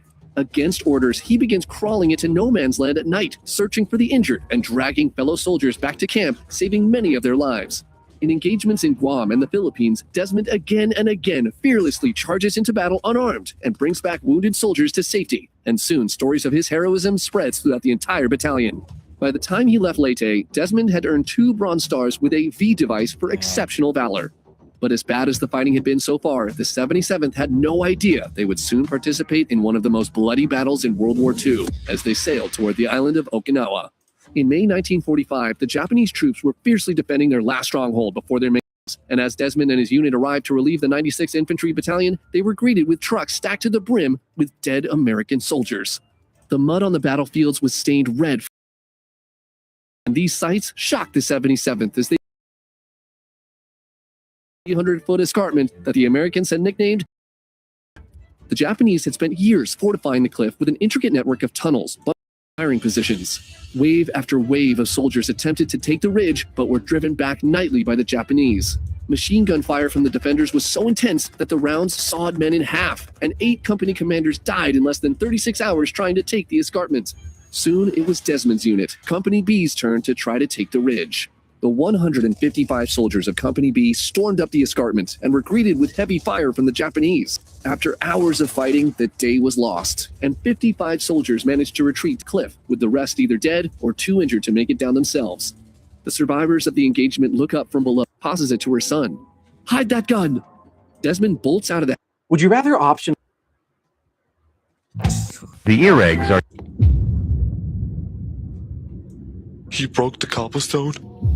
What? Oh my days! Oh my days! Dude. Wait, I know that voice. E na hora do amor é que ter prazer sincero. Então, bebê, é seu momento de dar o sentadão modesto. Senta, senta, senta, senta, senta, sentadão modesto. Senta, senta, senta, senta, senta, sentadão modesto. Senta, senta, senta, senta, senta, sentadão modesto. Senta, senta, senta, senta, senta, sentadão modesto.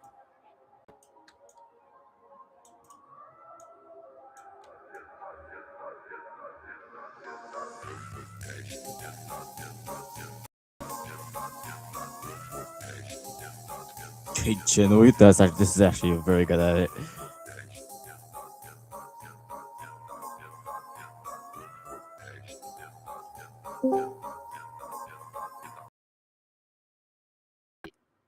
Whoa! Hey, Emery. Now. Jamaican. Is that a lemon man?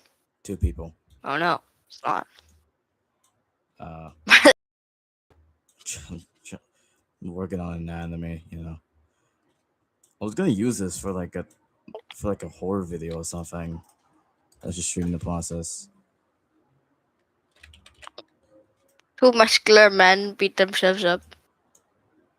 Oh, what the heck?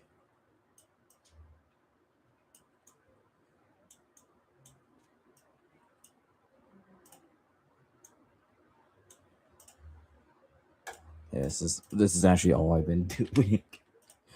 Just this. I don't think it should be crossed. Cool. Yeah.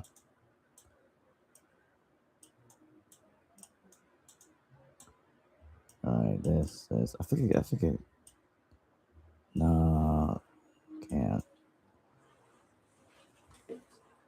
Jesus Christ, the win? My God, the wind is insane today. What is happening in the oceans? Oh man, it's too beefy. So I thought, dude, I'm probably gonna fix it up in editing. Actually, I'm gonna fix all this up in editing.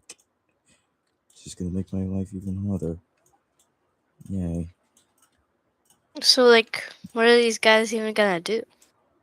Well, I mean, I was thinking of a fight scene, but I don't know now. And I should, I'm gonna actually change these to be boots. Look, he's got French fries for legs. Now that you point it out, for real. You could like make it that like they're both French fry men trying to escape the basket. The French fry basket. Okay. Oh wait, no, that just gives off sans. Green. Red. I can't believe you're making Sans. Now he's Sonic. That is such. Let's go back to purple. Yeah, purple's a bit better. Give him like giving him like the sand slippers. Kind of crazy. Sans treatment.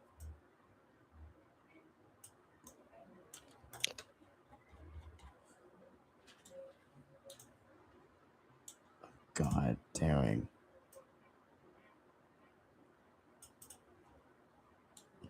Oh yeah, and I have no idea how to make the people move. Should I try? Hold up. They've seen some things. God. His face. Dude, he looks like the the meme of like the veteran or the Vietnam guy with like the helmet. Oh yeah.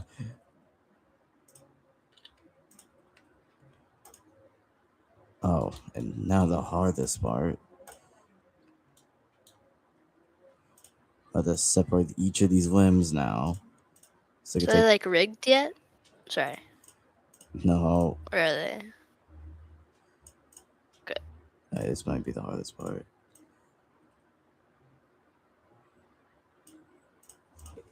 I'm dissecting him like a little worm. Alright, so what I'm thinking is to, like, in my editing, bro, I was thinking of keyframing, on the, whatever, stick figure animation. Really, I don't really know that much about animation. Thinking of doing something like that. But honestly, that's gonna be pretty hard.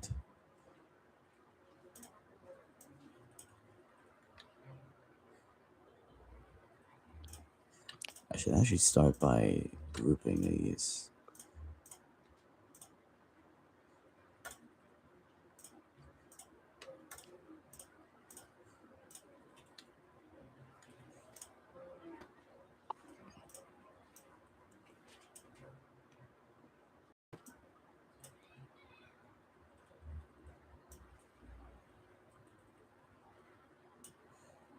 Group.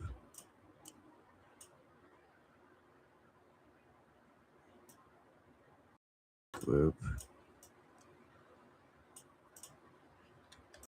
My computer is lagging because of this.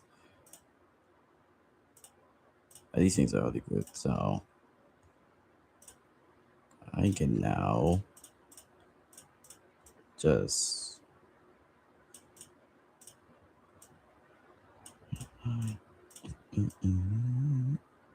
I forgot about the kneecap. It's kind of what you're doing to these poor people. These poor French fry men, uncooked and cooked. It's for the better cause. I hope you hear that wind, dude. That wind's insane. Like outside your house? Yeah, insane wind. I have no idea what's going on in the weather. Do you have like a windstorm? Hope not.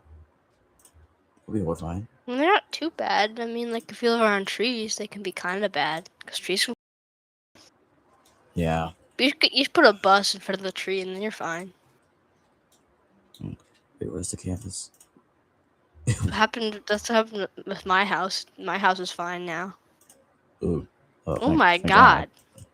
Who's that incinerated man? Man, it's God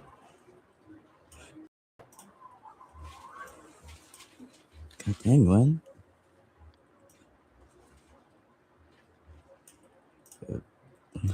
Must be a great day for turbines, dude.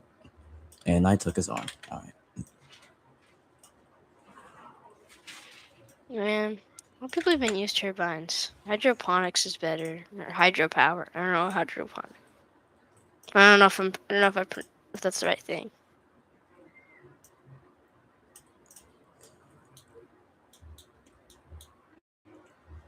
Alright. Is my audio even working?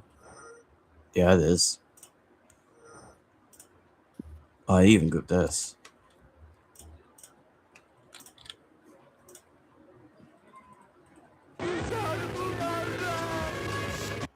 You killed someone. In the world? I am not tough.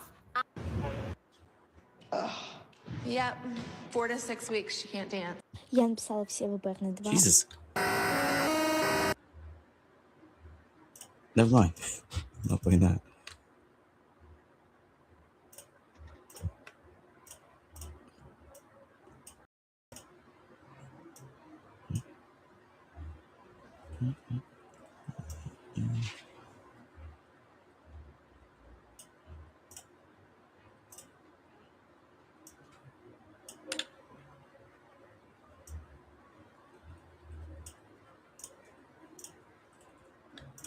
Yeah, I don't even group anything to this. I forgot about the head. Why is that? Whatever.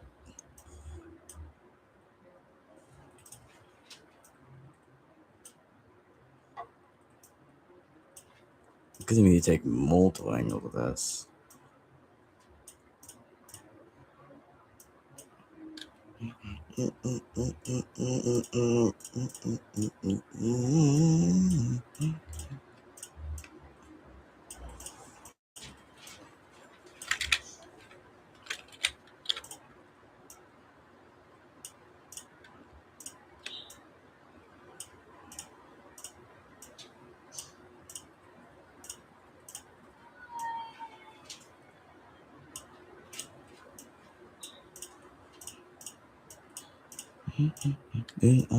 Okay.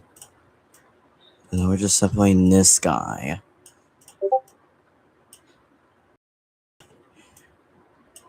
Now we separate this guy.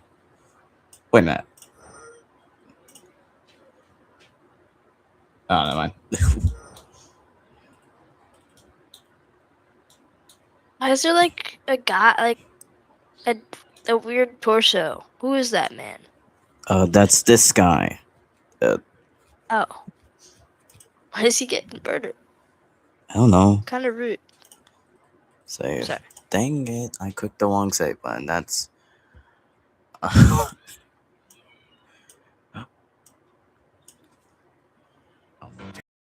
Infinity.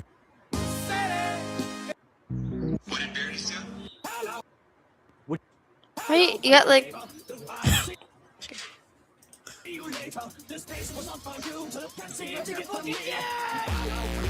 Oh my god! Would you rather option 1, win a free luxury cruise in the Mediterranean Sea? You'll visit Italy, Greece, Sicily, and many more beautiful places. You'll be given $1 million that you can do whatever you want with for the entirety of the cruise experience. The cruise will also be completely full of really hot people, and they all killing everyone they see. And not nosy.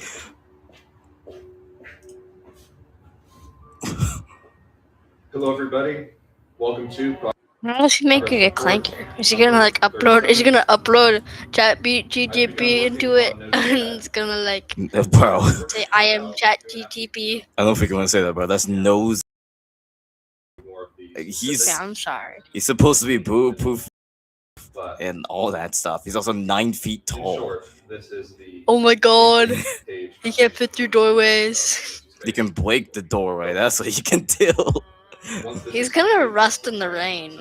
It feels like. Nuh-uh. Stainless steel. Yeah. Okay.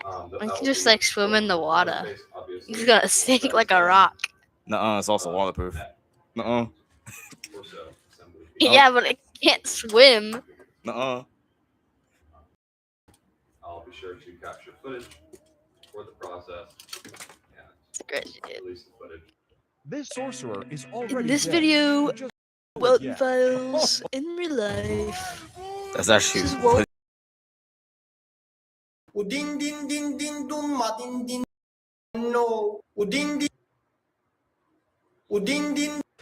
Go, Kylie, go. Let's go.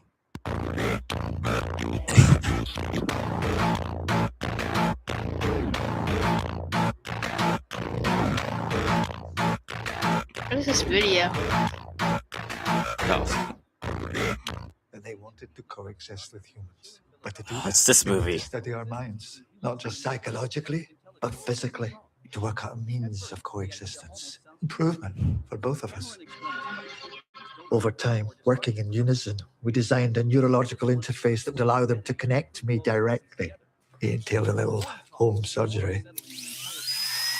Not pleasant, but not as painful as I thought. Look, plug and play. Fucking now. And you did this so that they could study your mind? As a potential platform, yes, the mind is a computer, and the throng are code. I'm gonna play Juice Galaxy. They ported themselves across as proof of concept. Don't worry, they didn't overwrite anything on the way. It's a in. galaxy They full of just juice. merged with me, like a benign parasite. Wait, so what is that movie? Look, I've seen so many movie clips of this thing, but I do not know the phone.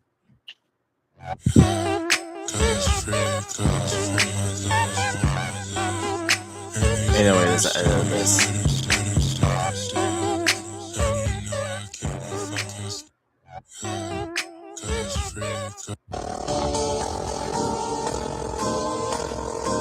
It's a Mounds bar. What is going on?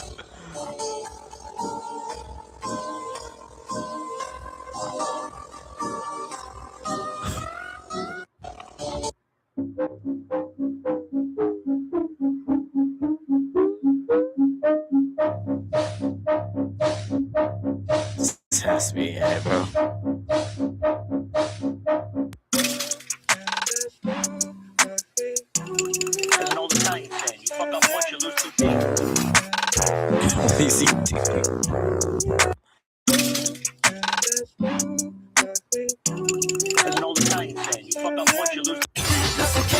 The robots are here.